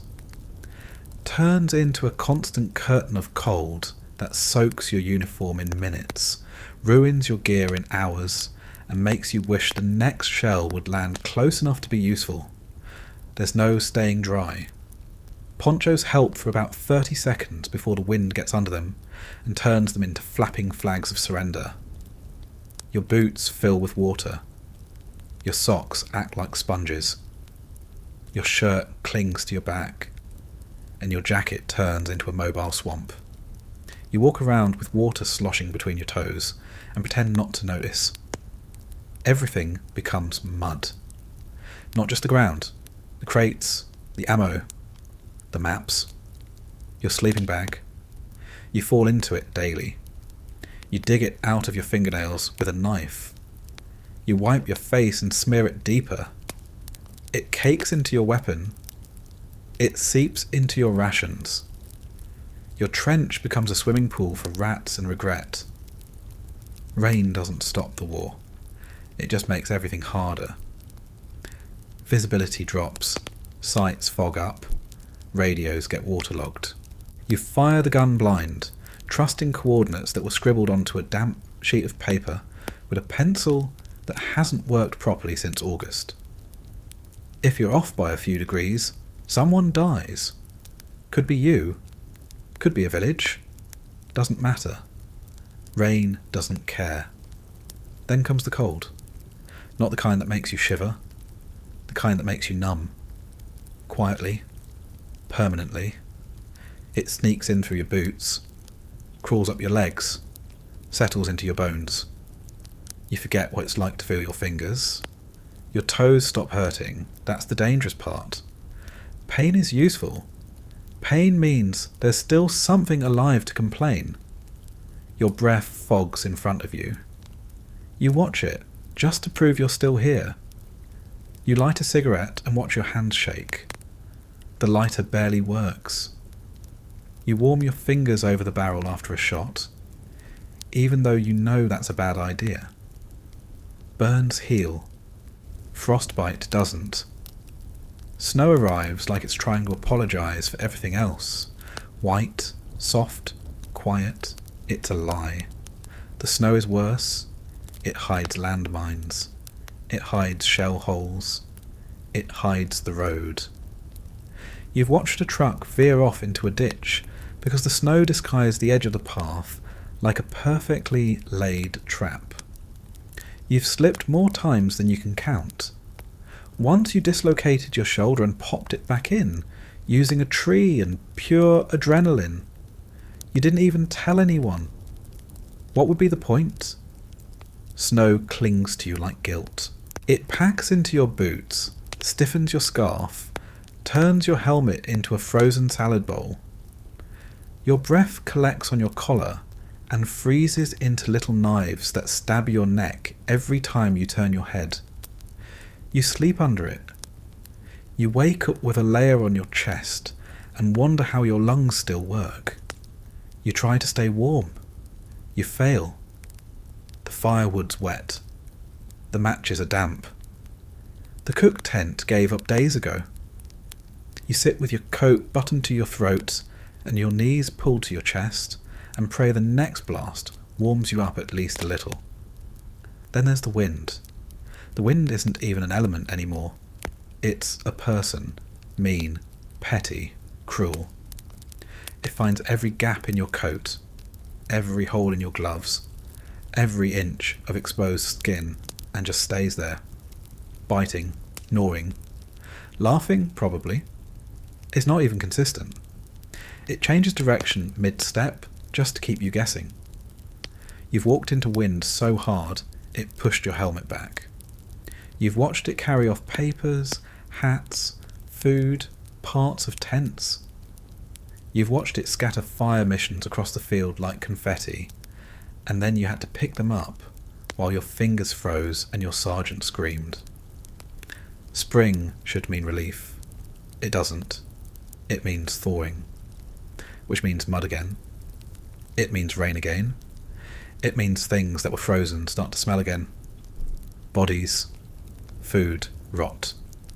You learn to hate spring as much as winter, because at least when it's frozen, it's quiet.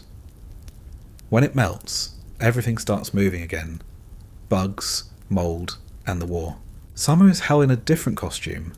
It's hot, but not in a pleasant way. Not beach hot. Not sunburn hot. It's sweat under wool, dehydrated before noon, salt-streaked uniform hot. You drink warm water out of a canteen that smells like rubber and disappointment. You work the gun while sweat pours down your face and into your eyes. You squint and miss a fuse setting and the shot goes long. You can't strip down. Not really. Your gear still has to stay on. The vest, the helmet, the gloves. It's all soaked by your 0900. By noon it smells like death. You once took your shirt off to wring it out.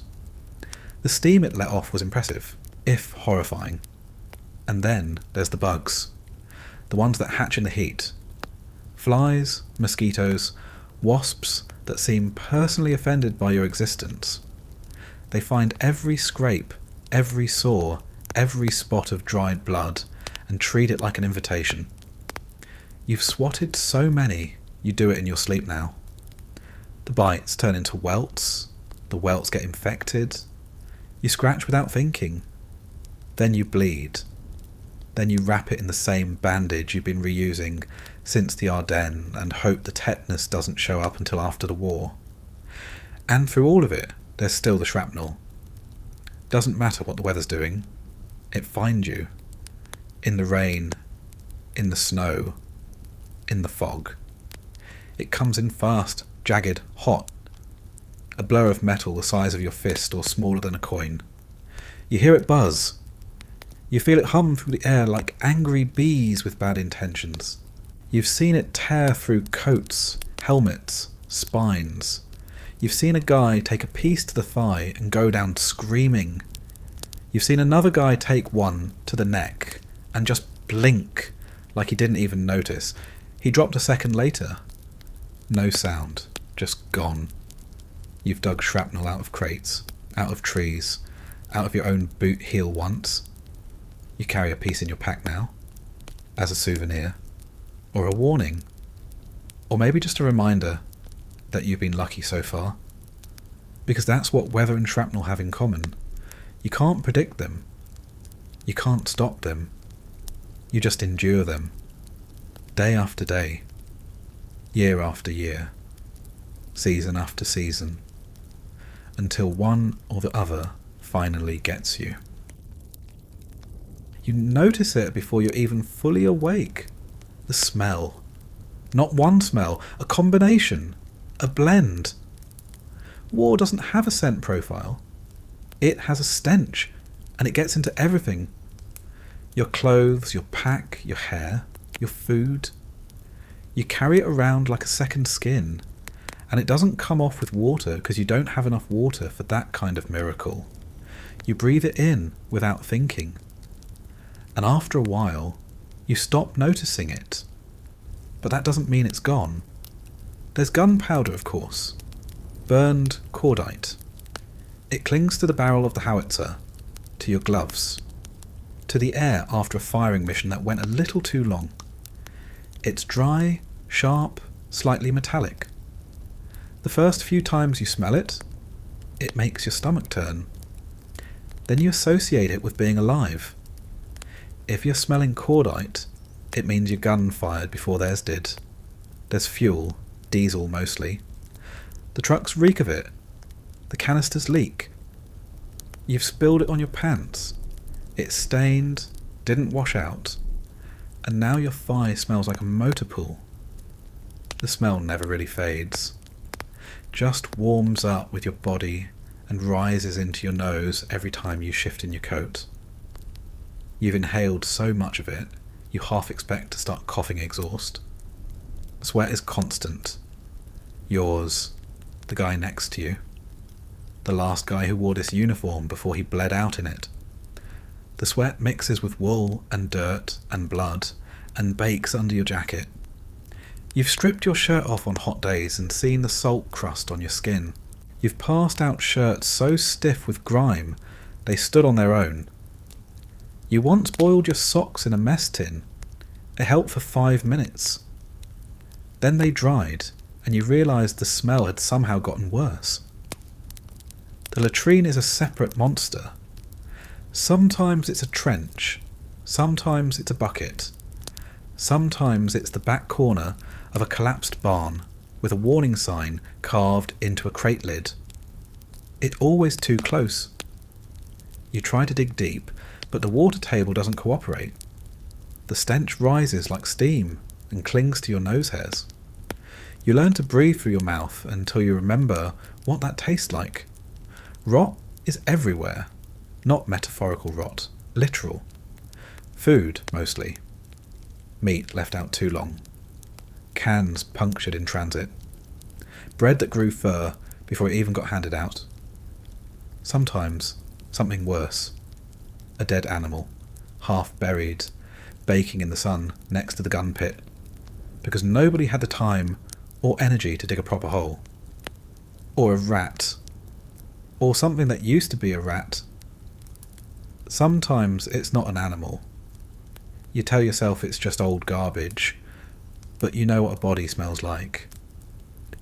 You smelled it that one day after the artillery went too long, and someone dug the wrong place looking for spare ammo.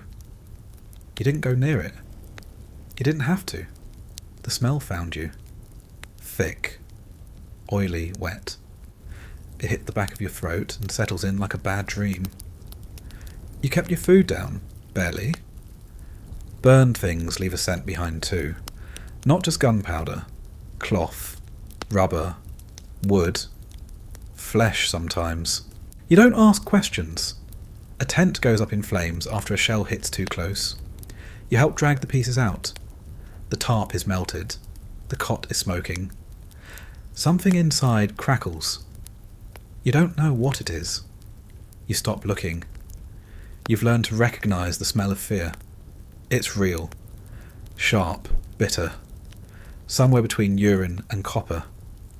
It rolls off a guy who's just seen someone blown in half. It leaks from your own body when you hear a shell incoming and can't tell where it's going to land. You wipe your face, your hands, your neck, and you smell it there. Panic turned physical.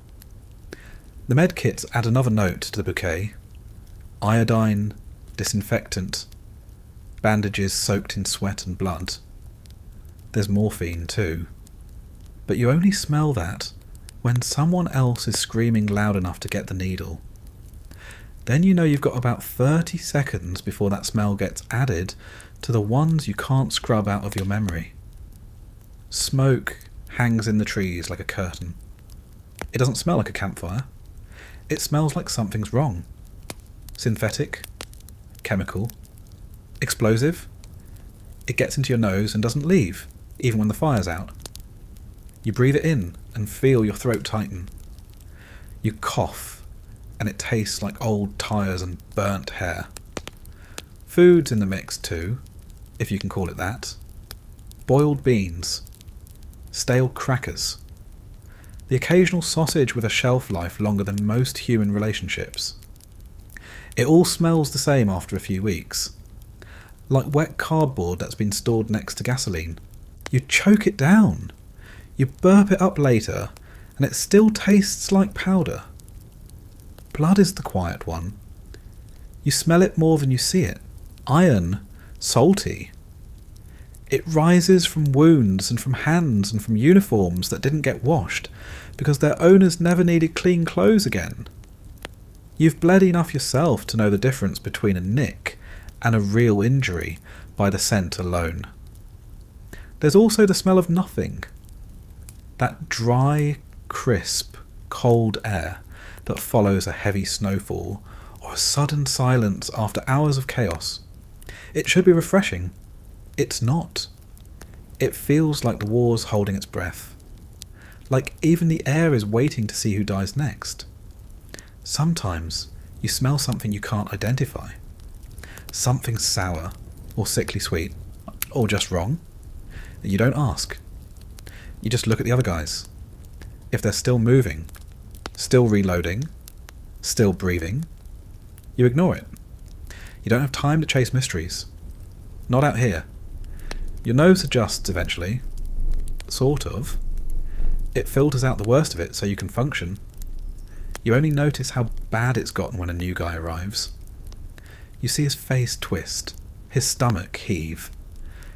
He tries not to vomit while you pass him a canteen, like that'll help. You don't tell him it gets better. It doesn't. You just stop reacting. And when you do finally get pulled back for a day, to a camp, to a checkpoint, to anywhere even slightly removed, that's when the real horror hits. You smell yourself, fully, clearly, without competition. And you realise you've been walking around like this for weeks. Like some damp, rotting, powder-soaked animal pretending to be a man. You try to scrub it off. You can't. It's in your hair, in your coat, in your skin. You sit there, wrapped in your own stink, wondering how much of it is just physical, and how much of it is something deeper, permanent. And then the next order comes. The next mission. The next muddy field and smoking barrel and bloodstained tarp. And you go back, because the smell of war might follow you, but the war itself never leaves. Sleep doesn't come easy out here, not just because of the noise, not just because of the cold. It's because sleep is dangerous, a risk, a gamble you have to take, but one you never feel good about. You need it. You hate it. You can't function without it. But the second you close your eyes, you've basically rolled the dice on whether you'll ever open them again.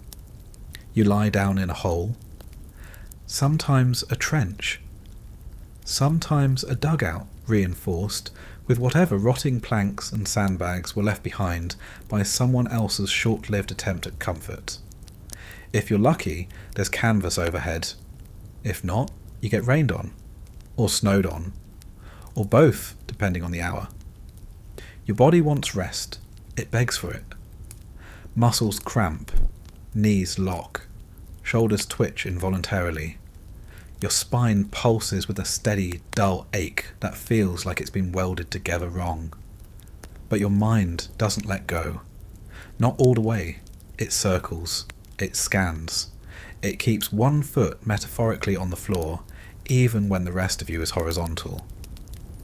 You can hear it all, even when your eyes are shut. The creak of someone shifting in their coat nearby. The hiss of a leaking fuel can. The faint static from the radio that no one bothered to turn off.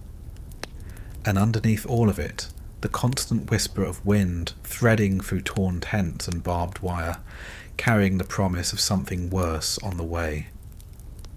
You've learned to fall asleep in bursts, minutes, sometimes seconds.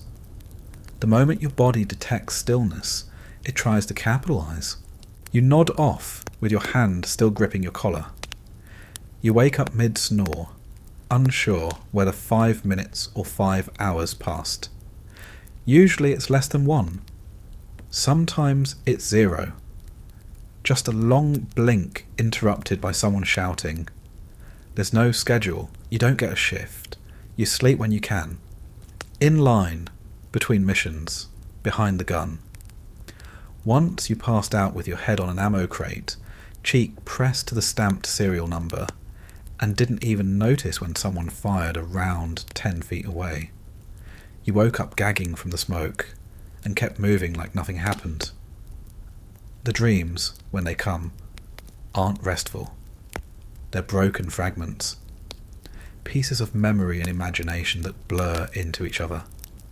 Faces you recognize, but wrong. People who are dead, doing things they never did. You wake up mid-dream and can't tell if what you saw was something that happened or something that might.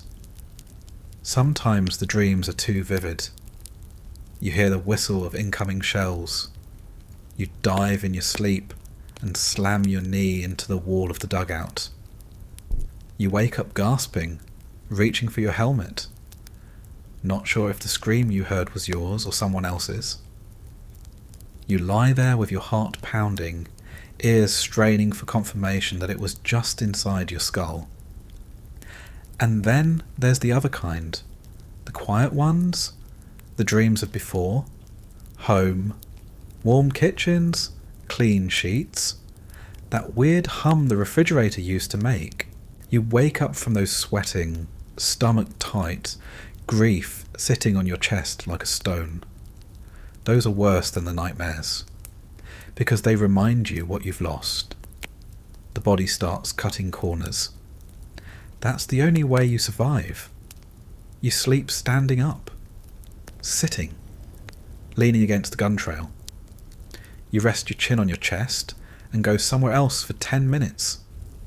You let your knees unlock for too long and jolt yourself awake before you collapse. You don't even call it sleep anymore. Just shutting down for a bit. You've developed an internal alarm clock built entirely out of fear. If too much silence stretches out, you jolt awake automatically. Because silence means something is wrong. You'd rather wake up to yelling and explosions than calm. Calm is bait. Calm is the moment before everything erupts again. The cold doesn't help. It creeps in while you sleep. You bundle yourself in every layer you own. Tuck your hands into your sleeves, wrap your face with whatever's dry, and still the wind finds you. It numbs your fingers, turns your toes to wood. You wake up shivering so hard your teeth ache. Sometimes you fall asleep just to get away from how cold you are, and sometimes you wake up worse. You've seen guys sleep through shelling, not because they're brave, because they've been up for 3 days and their brains just crash. They snore while dirt rains down around them. You envy them. You fear becoming them. One day it'll be you, and maybe the next shell won't miss. Sometimes you try to take watch. Pretend you're standing guard so someone else can sleep. You lean on your rifle and stare at nothing, but your eyes blur, and your head dips, and your grip loosens. You wake up to someone shaking you and realise you failed again. Other times, you sleep because your body just stops asking permission. You sit to tie your boot and wake up still holding the laces. You drop your head for 1 second and someone's slapping your shoulder. You out? You nod.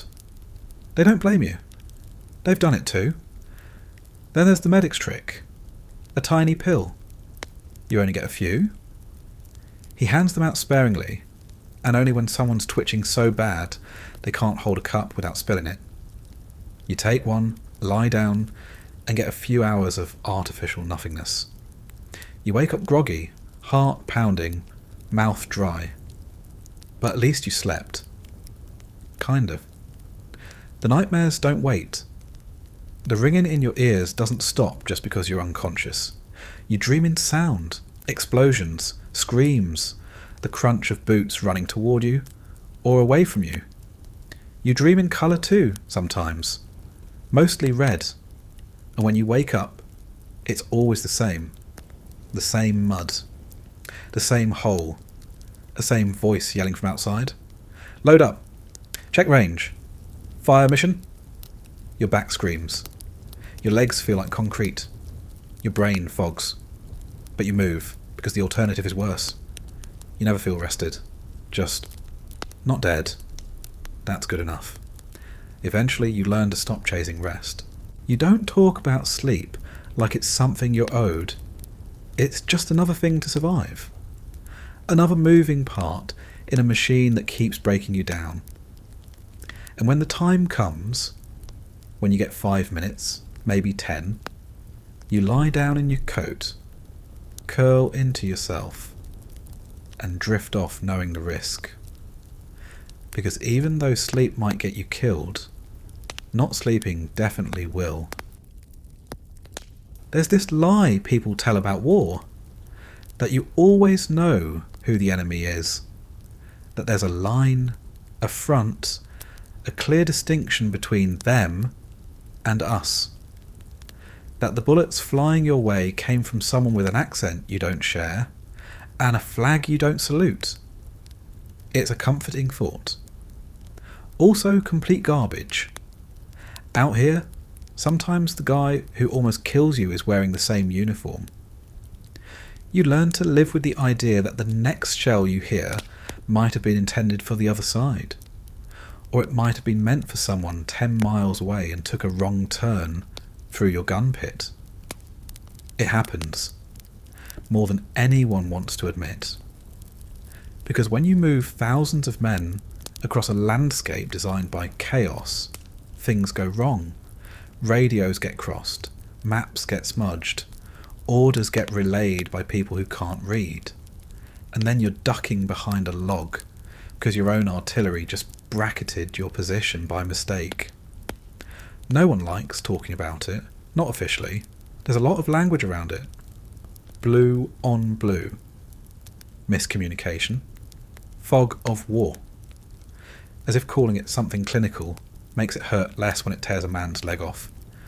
You saw it the first time in winter. Heavy snow, poor visibility. Your unit had just repositioned behind a tree line after a long night of shelling. You were eating from a cold tin of beans when the first round hit 30 yards out. Everyone dove for cover. Someone shouted, "Incoming!" like it was new information. The next round landed closer. You recognised the sound. Not theirs. Yours. Friendly steel. From one of your batteries, you know the rhythm. You know the report. You know the sound of a shell designed to protect you, trying its best to kill you. The sergeant ran for the radio, screamed into it. Wrong frequency. Static. You curled up under the gun carriage with 2 other guys and waited for the third one to miss. It didn't. It landed square on the ammo trailer. The shrapnel came in like a blender, on full speed.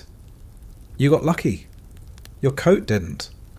They figured it out eventually, adjusted, ceased fire. Silence returned, like an apology that came too late. No one filed a report.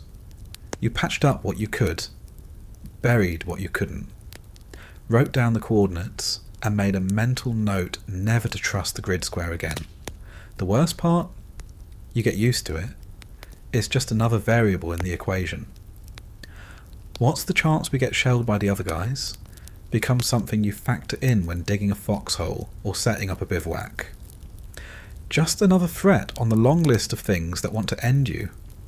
It's not always artillery. Sometimes it's small arms. You get jumpy in the dark. You hear a twig snap.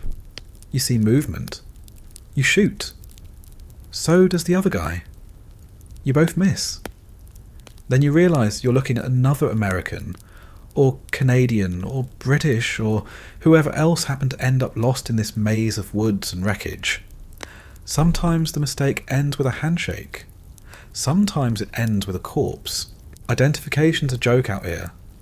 Mud covers everything. Helmets get swapped. Uniforms get torn. In the right light, everyone looks like the enemy. You can shout passwords all you want. No one hears anything over the gunfire anyway. You rely on instinct. Instinct gets people killed. Air support makes it worse. Planes can't read shoulder patches. You've watched a P-47 strafe a convoy that wasn't doing anything wrong except existing in the wrong place at the wrong time. You saw the trucks explode. You heard the screams. You watched the pilot bank and fly off, probably thinking he did a great job. Later, someone said it was an unfortunate misidentification. You said nothing. You were too busy scraping burnt canvas off your boots. There's a guy in your unit who lost 2 fingers because someone threw a grenade without checking who was around the corner. It bounced off the wrong tree. The blast knocked out the back wall of a dugout. The guy screamed for 20 minutes. Everyone felt bad. No one got punished. You were on a fire mission last week. Real target. Confirmed. Coordinates locked. You prepped the shell. Charged around. Pulled a lanyard. Boom. Perfect launch. Clean trajectory. Only something was off. No enemy return fire. No movement. Just a call on the radio 5 minutes later asking why one of your units had just shelled their own forward observers. You looked at the sergeant, he looked at the map, folded it, walked away. That's how it works. You adjust and keep going. You bury the mistake with a tarp and a generic apology. Maybe write a letter that starts with, "We regret to inform you," and ends with some version of, "He died bravely in service."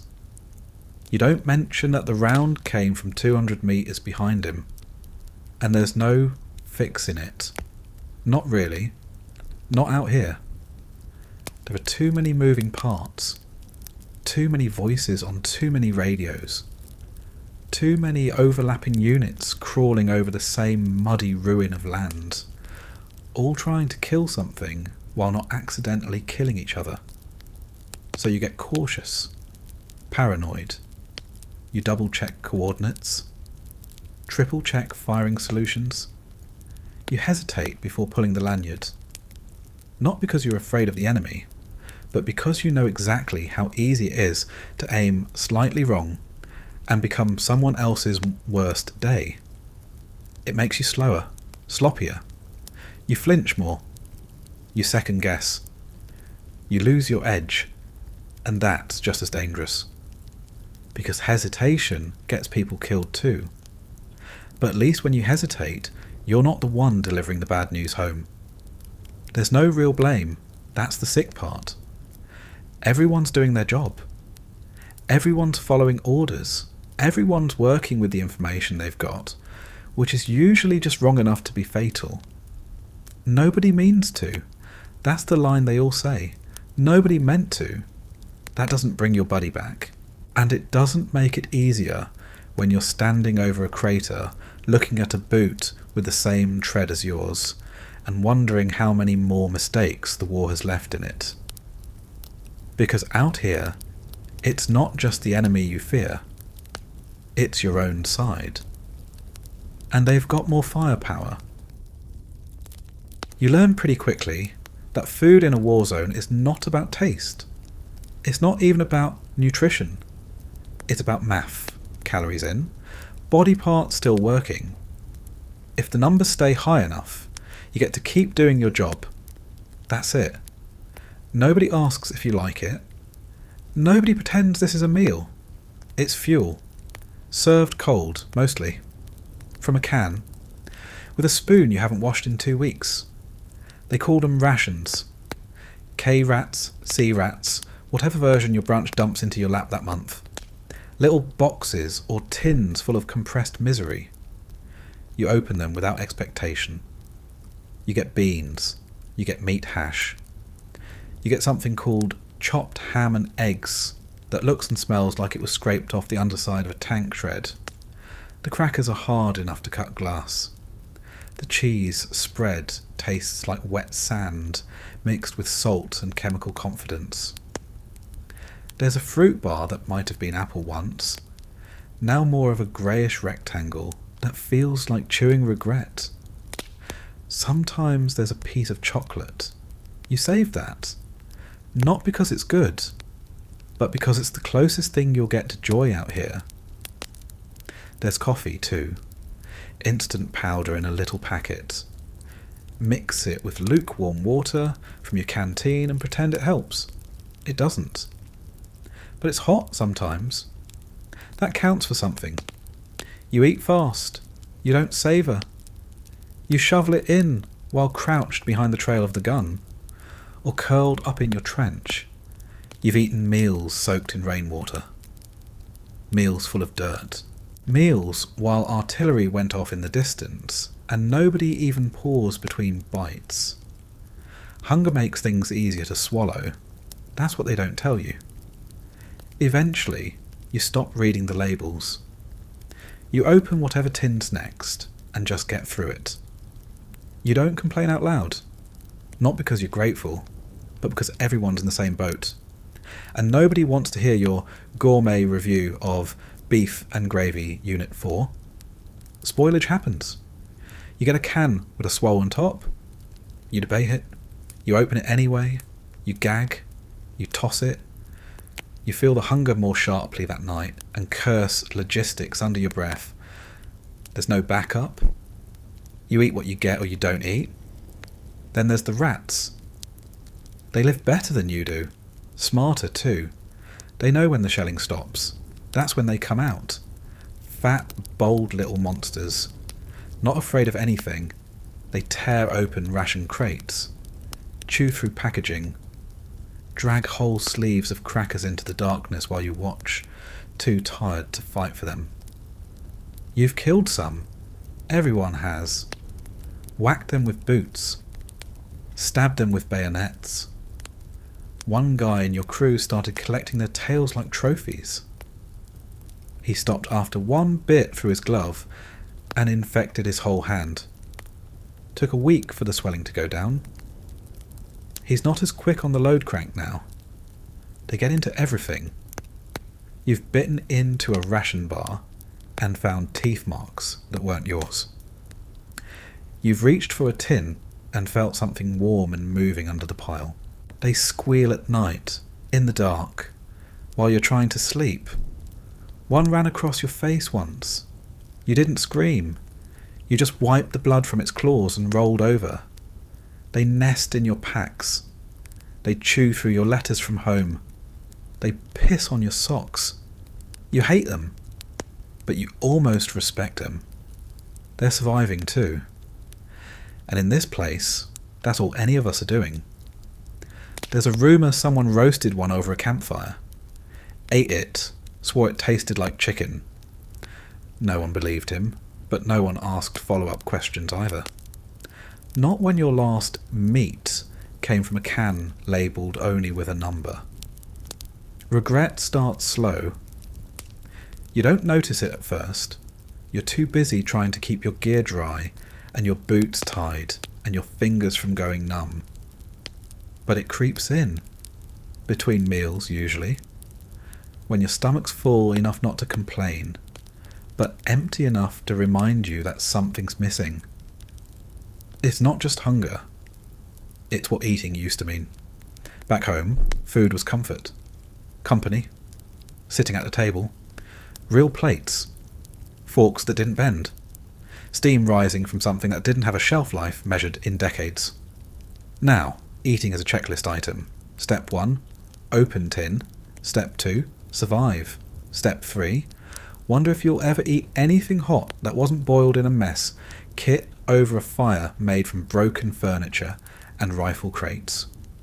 You remember your mum's cooking? Not vividly, just outlines.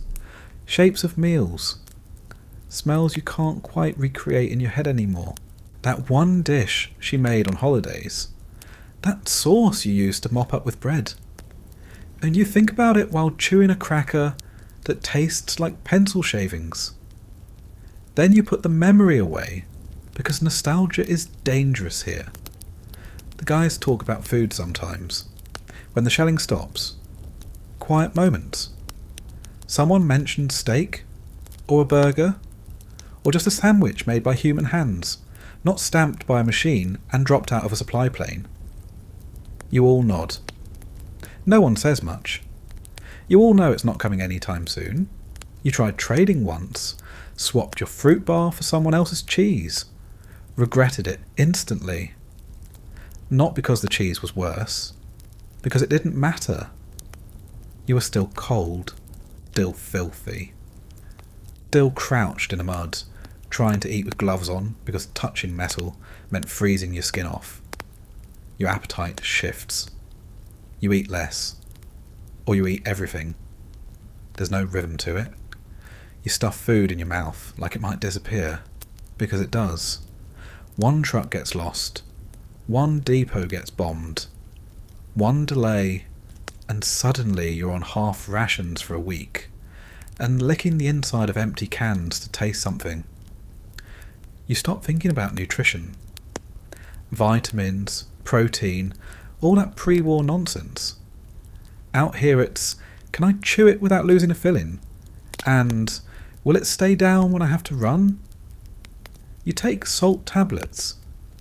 Drink whatever water hasn't frozen or turned brown. You chase calories like they owe you rent. And when the next meal comes, you open the tin, sniff it, shake your head, and eat anyway, because hunger's worse, and because it's better to feel something than nothing. Even if that something is nausea wrapped in aluminum. You don't talk about it, you just eat. You throw the tin away. You listen for rats. You fall asleep dreaming of meals that don't exist anymore. And when you wake up, it starts all over again. The howitzer is a beast, not poetic, not symbolic. Just a machine that does one thing throws hell across the horizon. It's loud, it's angry, it's dependable in a way that nothing else is out here. It breaks your back, deafens your ears, and burns your gloves, but it works. It always works, until it doesn't. There's no warning. 1 minute you're in the middle of another fire mission. Same drill you've run 1,000 times. Breach open, round loaded, charge set, fuse adjusted, sights aligned, range confirmed. The numbers don't lie. You pull the lanyard. You wait for the earth to split open. Nothing. No recoil, no boom, just silence. And in that second, the second where the expected doesn't happen, your entire body locks. Not from confusion, from calculation. Because a gun that doesn't fire is worse than a gun that explodes. It means something's wrong. Something mechanical. Something volatile. Something lethal. Your first instinct is to run. Everyone's is, but you don't. You freeze. Because running means moving. Moving means vibration. Vibration means detonation, if you're unlucky enough to be sitting on a live round jammed in the breech. Your eyes shoot to the barrel, then the chamber, then the trail.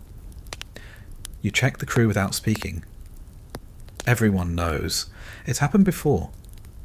You've heard stories about guys who tried to clear a jam too fast, about the ones who hit the breech with a boot to shake it loose, and ended up a red stain on the inside of the pit wall. The sergeant moves slow, like he's underwater. He crouches, gestures once. You follow, because if you don't, someone else will. And no one wants to be the guy who caused the gun to fire when someone's face is still 6 inches from the breech block. You approach the gun like it's alive, because in a way it is. Hot steel and pressure and timing. It's been fired so many times you can feel its heat from a foot away. The barrel smokes, the breech is locked. You touch it with one finger, just enough, just to check. Still sealed. Maybe a dud round, maybe a stuck charge, maybe a bad primer. You've trained for all of it. You've also seen what happens when the textbook doesn't match reality. When metal warps, when powder burns wrong, when the thing you've counted on turns against you like a betrayed animal. You call out, short words, fewer syllables. Jammed. Live. Clear the pit. The others back off. Not far. There's nowhere far. Just enough to maybe survive if the worst happens. You're already doing math in your head. How fast you can dive. What the blast radius is. Where the shrapnel will go? You're wrong, probably. But it's better than nothing. You crack the crank slowly.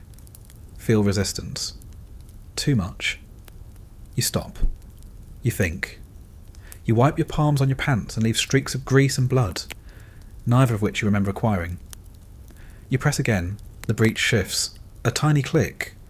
Your heart stops. You step back. Wait. Nothing. You go forward again. It's slow. It has to be. You ease the mechanism open, millimetre by millimetre. You don't breathe. You don't blink. Your helmet presses tight against your forehead because your neck's locked with tension. Then it opens. Not all the way, just enough. You see it. The round's lodged. Half-seated. Blackened at the primer.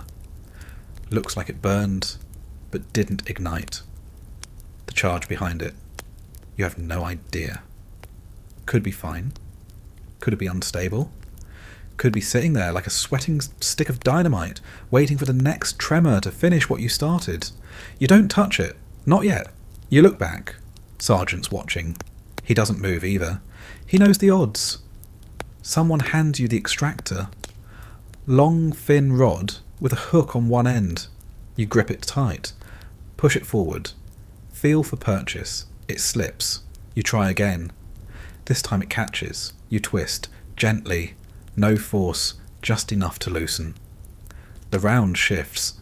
You want to scream. Not from fear. From focus. the kind that burns behind your eyes and makes your jaw clench until your teeth ache. You brace, you pull. It slides out, 1/2 inch, then more. You lower it to the ground with both hands, like it's your firstborn and you're terrified of sneezing near it. You set it down on a sandbag and step back like it's going to explode just from being looked at too hard. Nothing happens. Still alive. Still breathing. Still holding a live round that didn't want to leave the barrel. The sergeant walks over, nods, says, "Good. That's it. No cheers, no back pats, no jokes." Just that one word. And then, like nothing happened, he hands you a new shell. Load up. Because the fire mission didn't end. The war didn't pause. There's another set of coordinates. Another hill to flatten.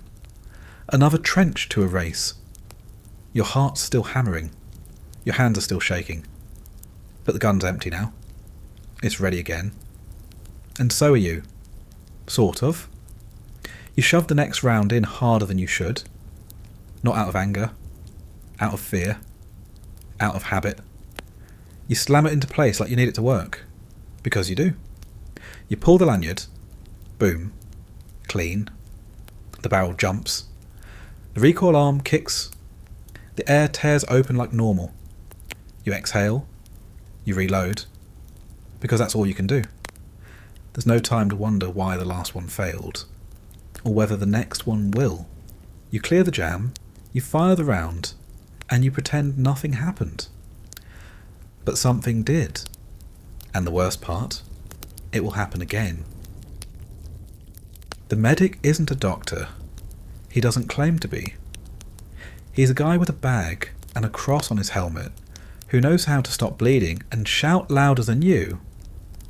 You don't love him. You just need him. And if he shows up, it means something's gone wrong.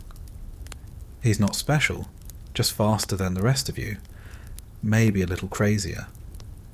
He runs toward the screaming while everyone else takes cover. He's memorized more wounds than names, and he can tie a tourniquet one-handed while his other's already digging for sulphur powder. The bag's never full enough. You've seen what he carries. Bandages, morphine, a couple dirty scissors. Forceps that have probably pulled more shrapnel than any magnet. Gauze that looks like it's been used before. Everything smells like alcohol and desperation. And blood. Always blood. You hope you never need him. You won't get a warning when you do. 1 second you're upright. The next, you're on the ground, staring at your boot, wondering why it looks further away than usual. Then the pain hits. Maybe it's sharp. Maybe it's dull. Maybe it's not there yet. And you realise that's somehow worse. Someone shouts, "Medic!" And the air shifts. Boots pound toward you. You taste metal. You can't tell if it's your tongue or the blood starting to climb up the back of your throat. Then he's there, kneeling beside you. No panic. Just procedure. What happened? You try to answer. You don't know. You never do. He pulls your coat open, peels it back, cuts your pant leg, sees the wound, makes a noise that isn't quite a whistle. Not approval, just acknowledgement. He works fast, ties off your leg, or your arm, or your chest. You don't even know where you're hit anymore. He rolls you, checks your back, always checking for the exit. 1 hole's bad. 2 means you're a puzzle piece with something missing. He grabs the morphine. That's the moment you know it's bad. He doesn't use it unless he has to. It's not for scratches. It's for wounds that make men scream into their sleeves and try to claw their way back to camp with 1 hand. If he pulls out the cigarette, you start counting. Because now you're on the clock. He pops the cap with his teeth, stabs it into your thigh, squeezes. Your muscles tense, then release. Morphine is kind. Too kind. It dulls the pain, then everything else. The sky gets brighter. Or darker? You can't tell. Your hands go numb. You laugh once. You didn't mean to. The medic doesn't laugh back. You say stupid things under morphine. You ask for people who aren't there. You whisper things you'll never remember. Or maybe you will. Maybe that's the only part that will stick with you after this. That one moment where your brain decided honesty mattered more than dignity. He tapes a tag to your collar. A blood type. A date. Maybe a note if there's time. Shrapnel left thigh. Arterial. Morphine 1X. Like labelling meat before putting it in storage. You wonder if it matters. You hope it does. If you're lucky, you get dragged to the aid station. It's never nearby. You bounce over frozen dirt or through knee-deep mud while two guys do their best not to drop you. You scream. Or you pass out. If you're conscious the whole time, congratulations. You get to hear every word they say as they try to guess if you're going to bleed out before they make it. The aid station is a tent, a shed, a church with the windows blown out. Inside, the smell hits you like a wall. Blood, piss, burn cream, old sweat soaked into canvas. You hear groans, crying, a man yelling for his mother. You get laid on a table, or the floor, or someone's pack. The medic hands you off. Maybe there's a doctor. Usually not. More medics. Guys who've done this too many times. They cut away what's left of your clothes. Clamp something. Pack something. You scream again. They don't flinch. They've heard worse. Someone looks at your tag. Checks your pulse. Checks your eyes. One of them says, "We'll see." That means they don't know. They always say that. If the wound's not fatal, you stay. If it is, and they can tell, they give you more morphine and let you drift. No point wasting resources. There are others to treat. Sometimes the wounds aren't visible. A concussion, a skull fracture. You wake up with your ears bleeding and your balance gone. The medic shines a light in your eye and doesn't like what he sees. He gives you a pat and says, "Sit down, don't move." Then walks off to save someone who actually might make it. You've seen guys with stomach wounds. Nothing to do for them. Too slow to fix. Too fast to survive. They lie there leaking bile and blood, praying or cursing or just staring at the ceiling. The medics check in now and then. That's all they can do. And sometimes you're the one doing the shouting. Not hurt, just watching. You hold a man's hand while the medic ties off his leg. You hear him plead for morphine. You look away when the needle goes in. You look back when his head slumps. You tell yourself he's just asleep. You lie. It helps. The morphine's not always enough. Some guys need more. Some get too much. The balance is thin. A little short and you scream your way out. A little over and you don't wake up at all. The medic makes the call. He never forgets the ones he got wrong. You remember one kid, couldn't have been more than 19, took a hit to the ribs. Medic pulled his shirt off and it was just red. No shape to it, just red. The kid kept saying he was fine. Asked for a cigarette. The medic gave him one, lit it.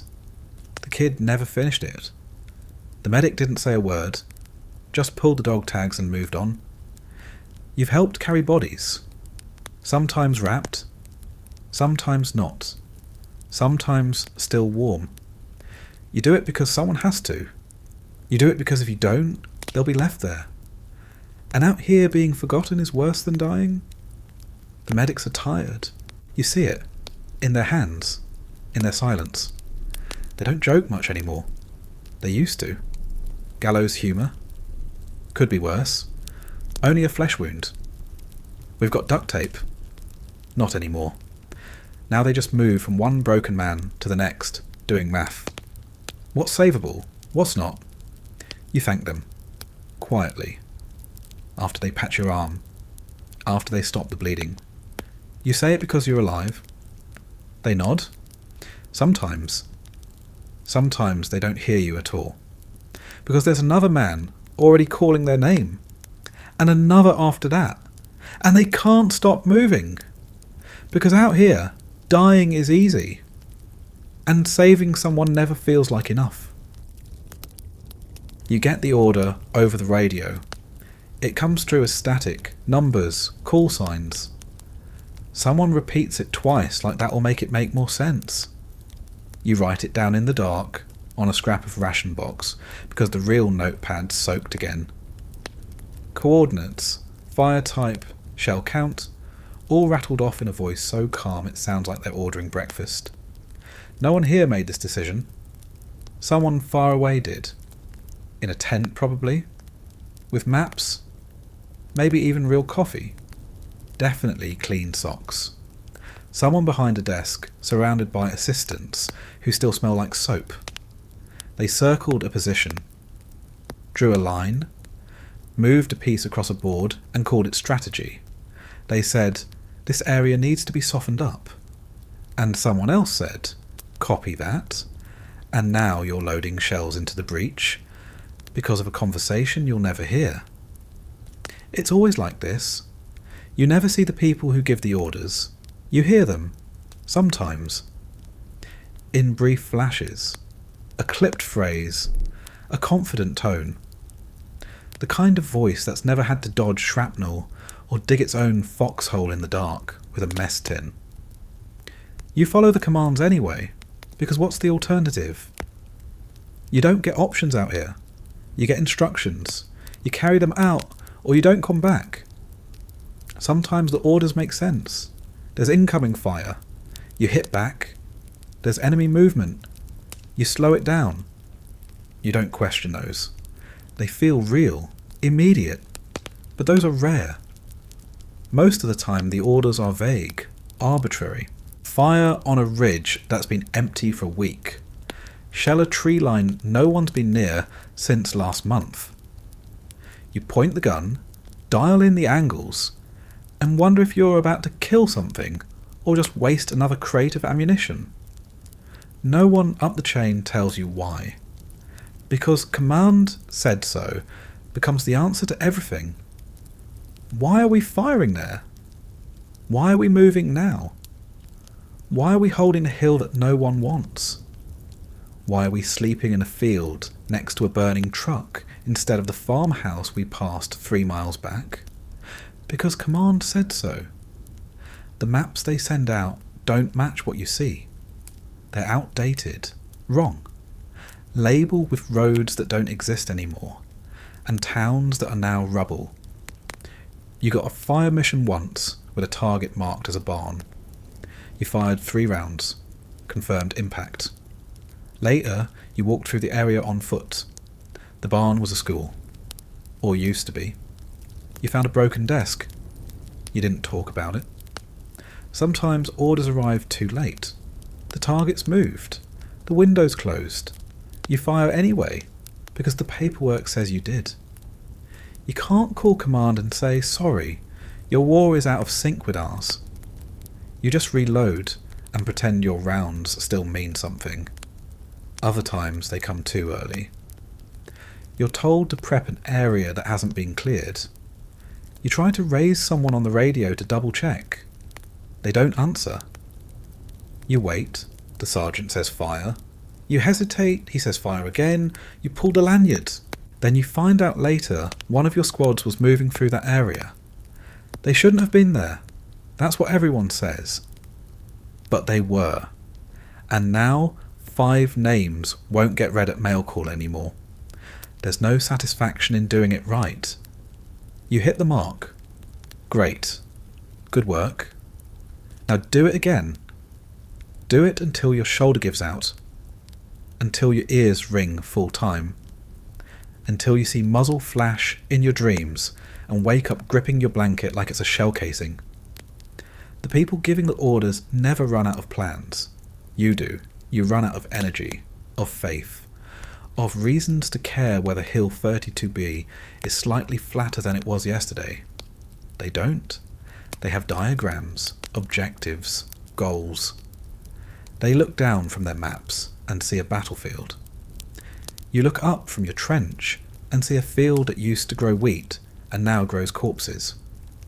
Sometimes they visit, not often. A major or a colonel gets flown in to inspect the front. He walks around with clean boots, shakes a few hands, nods grimly, and says something about morale. You try not to laugh. You're standing in 3 inches of your own sweat and filth, holding a wrench that won't turn because the gun's too hot, and someone in a pressed uniform wants to know how you're holding up. He leaves. You never learn his name. What sticks with you is that he didn't flinch when the guns fired. Not because he was brave, because he wasn't close enough to feel the heat off the muzzle. He stood at a distance, smiled for the photographer, and climbed back into his jeep. You go back to the pit, back to work, back to doing what he signed off on. Orders come even when you're not ready. Especially then. You're under fire. Rounds are dropping in your lap. You're told to reposition. You're already wounded. Doesn't matter. Command says move, so you drag the gun uphill, in the mud, while one guy pukes from exhaustion and another coughs blood from the cold. Orders don't care. You got an order once to hold position in a town that had already fallen.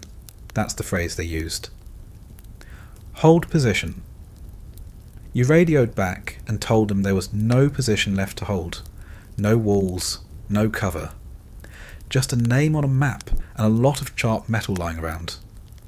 They said acknowledged, then told you to dig in anyway, so you did. In the rubble of a pharmacy. You found a broken bottle labelled morphine. Empty. Of course it was. You stopped asking questions. You see the look in the sergeant's eyes when he reads the orders. He doesn't like them either. But it doesn't matter. His job isn't to think, it's to transmit. He passes it to you. You carry it out. No chain of command. Just a conveyor belt of misery moving in one direction. You talk about it sometimes. At night. Around the heater when it works. You and the others. Wondering who these people are. Where they sit. Whether they've seen what you've seen. You know they haven't. Not really. If they had, they wouldn't keep sending you to hold positions made entirely of smoke and broken promises. But even then, you don't hate them. Not exactly. You just stop thinking about them. You can't afford to. If you do, it starts to unravel. The whole reason you're here. The logic, the purpose, the justification. Better not to go there. You just listen. You write down the coordinates. You recheck the angle. You pull the lanyard. Because someone gave the order. Because you're still here. Because tomorrow another one will come. At first, the quiet feels like a gift. The kind of quiet that makes you stop moving. You look around. No shells. No boots crunching gravel. No shouted orders. No rattle of machine gun fire somewhere behind the ridge. Nothing. You wait.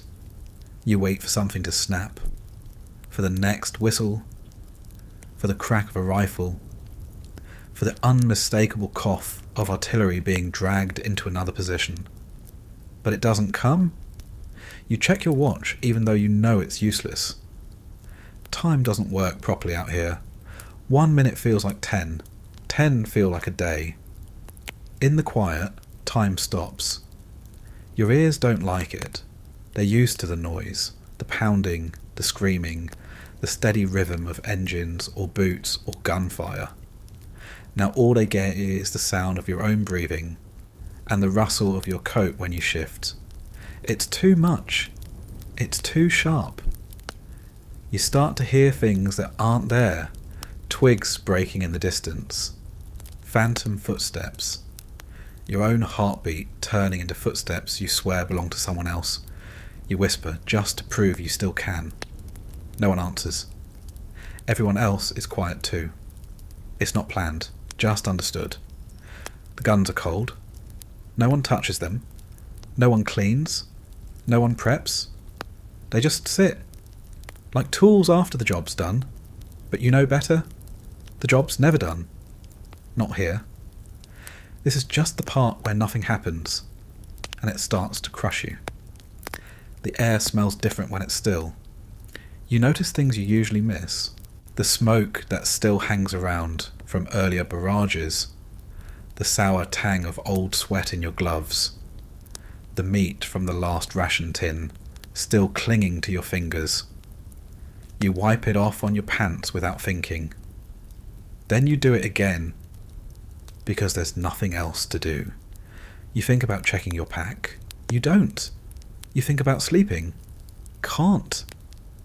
Every time you close your eyes, the quiet gets louder. Thoughts fill it, regrets, faces. Screams that didn't belong to you but ended up buried somewhere behind your ribs anyway. You try to block them. They find another way in. You remember home. You don't mean to. It just shows up. A chair, a hallway, someone calling your name from another room. Something normal. Something still. You don't want it. You push it down. Because the second you start comparing here to there, everything unravels. You walk to the edge of the position. Look out over a field that used to be something. A pasture maybe? A road? A cluster of trees? Now it's just churned mud and splinters.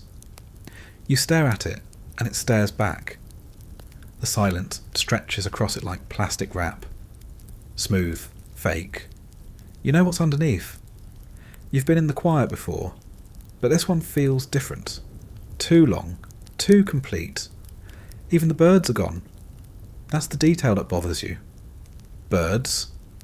Normally you'd hear one, even if it's just flapping away after a shell. Now, nothing.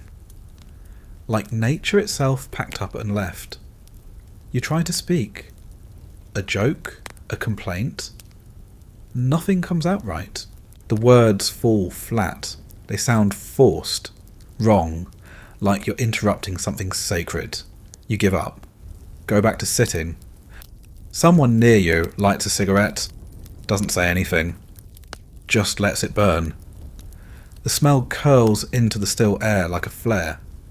You think, stupidly, that it might give away your position. Then you remember there's no one out there, not right now. Just the empty field and the sound of burning tobacco. You've been trained to function under stress, under pressure, under fire. No one teaches you what to do with stillness. You weren't built for that part. You were built to load, to fire, to run, to dig, to survive. Sitting still? Listening to nothing? That's where the damage happens. You look down at your hands. They're shaking, not from cold, from lack of adrenaline. Your body's confused. It wants to act. It's been trained to act. You clench your fists, unclench them, scratch your chin, tie and retie a loose strap on your coat. It doesn't help. The quiet makes you realise how tired you are. Not just physically. Deep tired. Soul tired. Every part of you begging to collapse into a pile and stop being a person for 5 minutes. But you can't. Because if you stop moving, you'll have to start thinking. And out here, thinking is dangerous. Someone eventually breaks it. A laugh. Short, not happy. Just a crack in the silence. It dies instantly, like it knows it wasn't supposed to be here. The guy who laughed shrugs like it wasn't him. You all go back to waiting. There's no announcement, no signal. Just the gradual return of something. A cough. A clatter of boots. A creak of equipment as someone finally gives up on pretending the quiet means anything.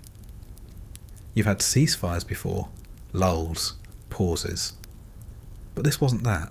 This was a reminder that it doesn't have to be loud to be terrifying. That noise isn't always the threat. Sometimes the threat is the space between the noise, the gap where you start to realise what you've become. Later, the gun fires again. No warning.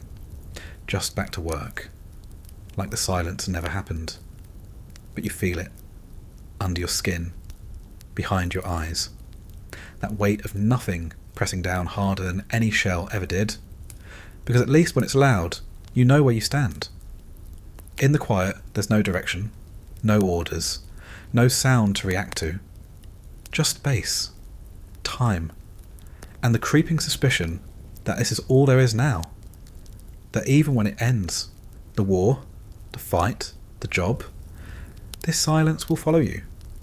Back home, into rooms that are too calm, onto streets that are too still, into conversations that pause too long. You'll carry it. Because once you've lived through it, the silence that comes after too much noise, you never hear quiet the same way again. You step off the transport and the world doesn't explode. That's the first weird thing. No thunder in your ears. No whine of shells overhead. No orders barked over static.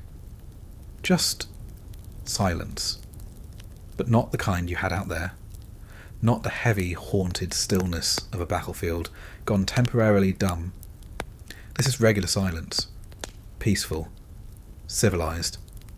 And it feels completely wrong. People are there. Families. Officials. Flags. Speeches.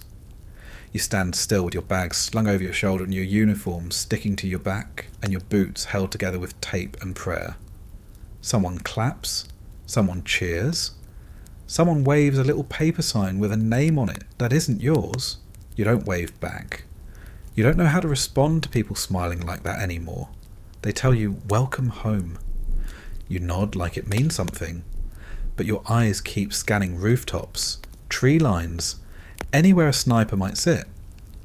Even though you know better, even though it's over, you walk down streets that used to feel familiar.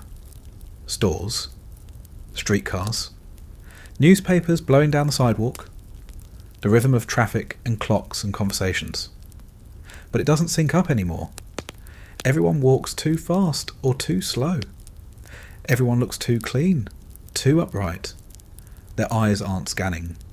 Their hands aren't twitching toward weapons that aren't there. You get home and everything smells wrong. The food is too warm. The rooms are too quiet. Your bed feels like it's swallowing you. Too soft. Too still. You wake up 3 times the first night reaching for your rifle. There's no rifle. There's no yelling. Just a shadow across the ceiling from a tree outside, and a gut-deep certainty that something is about to go very, very wrong. Your family doesn't know what to say. They ask questions that don't have answers. They ask if you're glad to be back. You say yes. You lie. Not because you aren't glad. Because gladness doesn't feel like anything anymore. It's just a word. Like safe. Like done. They don't apply. They ask if you killed anyone. You change the subject. They ask what it was like.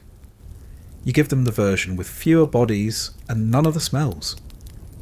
You don't tell them about the kid who bled out holding his stomach together, or the time your own artillery almost took your face off because someone read the map upside down. You say it was hard, that's all.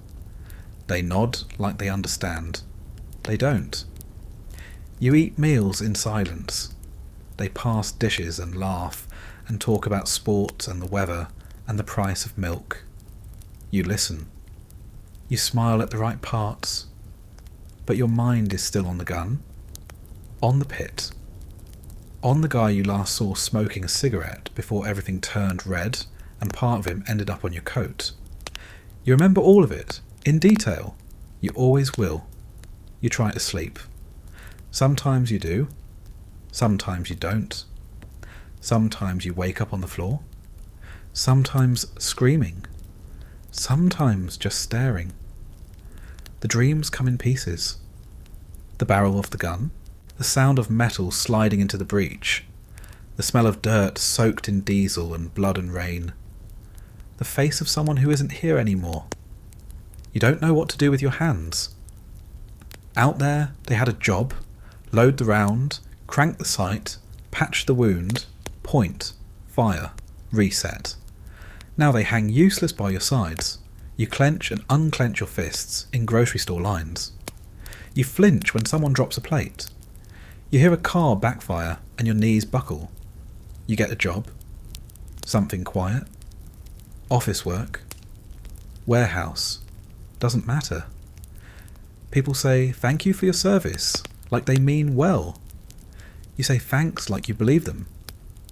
Then you go back to stacking boxes or typing numbers and wondering what any of this is for. You meet other guys, same stare, same habits. You talk without saying anything. You don't ask what they saw. You know it already. You just talk about cars or weather or nothing. Just to hear someone else breathing the same broken air you are. The uniform's in a box now, folded, stored. You haven't touched it in months, but sometimes you swear you can still smell it. Cordite, rust, old sweat. You don't open the box. Not because you're scared of what's in it, because you're scared of what you'll feel if you do. Your medals sit on a shelf. You don't look at them. They're clean, shiny, neat. Unlike everything else. People ask to see them. You shrug. You tell them where they are. You don't tell them what you traded to earn them. You don't tell them what you wish you could give back. You stop bringing up the war. It makes people uncomfortable. They nod too much, or change the subject. Or worse, they lean in like they want details. The real kind. You don't give them any. They wouldn't understand, and you wouldn't know how to explain it anyway. You hear that one of your old crew didn't make it long after getting home. No one says how. Doesn't matter. You know. He was fine until he wasn't. That's how it goes. You raise a glass. You say nothing. Eventually you smile more. Or you get better at pretending. You go for walks. You answer questions with short words. You learn to stop reacting to fireworks on the 4th of July. Mostly, you hold yourself together long enough that people stop worrying. You laugh at their jokes. You make a few of your own. You played a part. But you never really came home. You walk the same streets. You sit at the same table. You sleep in the same bed. But part of you, the part that knew what silence really meant, the part that heard the gun jam and felt the seconds freeze, the part that memorised the smell of someone dying slowly 2 feet away, that part didn't come back. It stayed behind. Still loading rounds. Still ducking shrapnel. Still listening for orders from people who don't know your name. And maybe it always will. That's it. You were an artillery gunner. Just one of thousands. You didn't save the war. You didn't win any medals for heroism. You followed orders. You did your job. You pulled a lanyard over and over again until someone told you to stop. And now you're back, sort of. If you made it this far, wide awake or halfway asleep. Thanks for sticking through it. These stories aren't flashy. They're not glamorous. They're just what happened. Or close enough. Let me know where you're listening from. Or don't. Either way, I appreciate you. Same time next time. Lights out.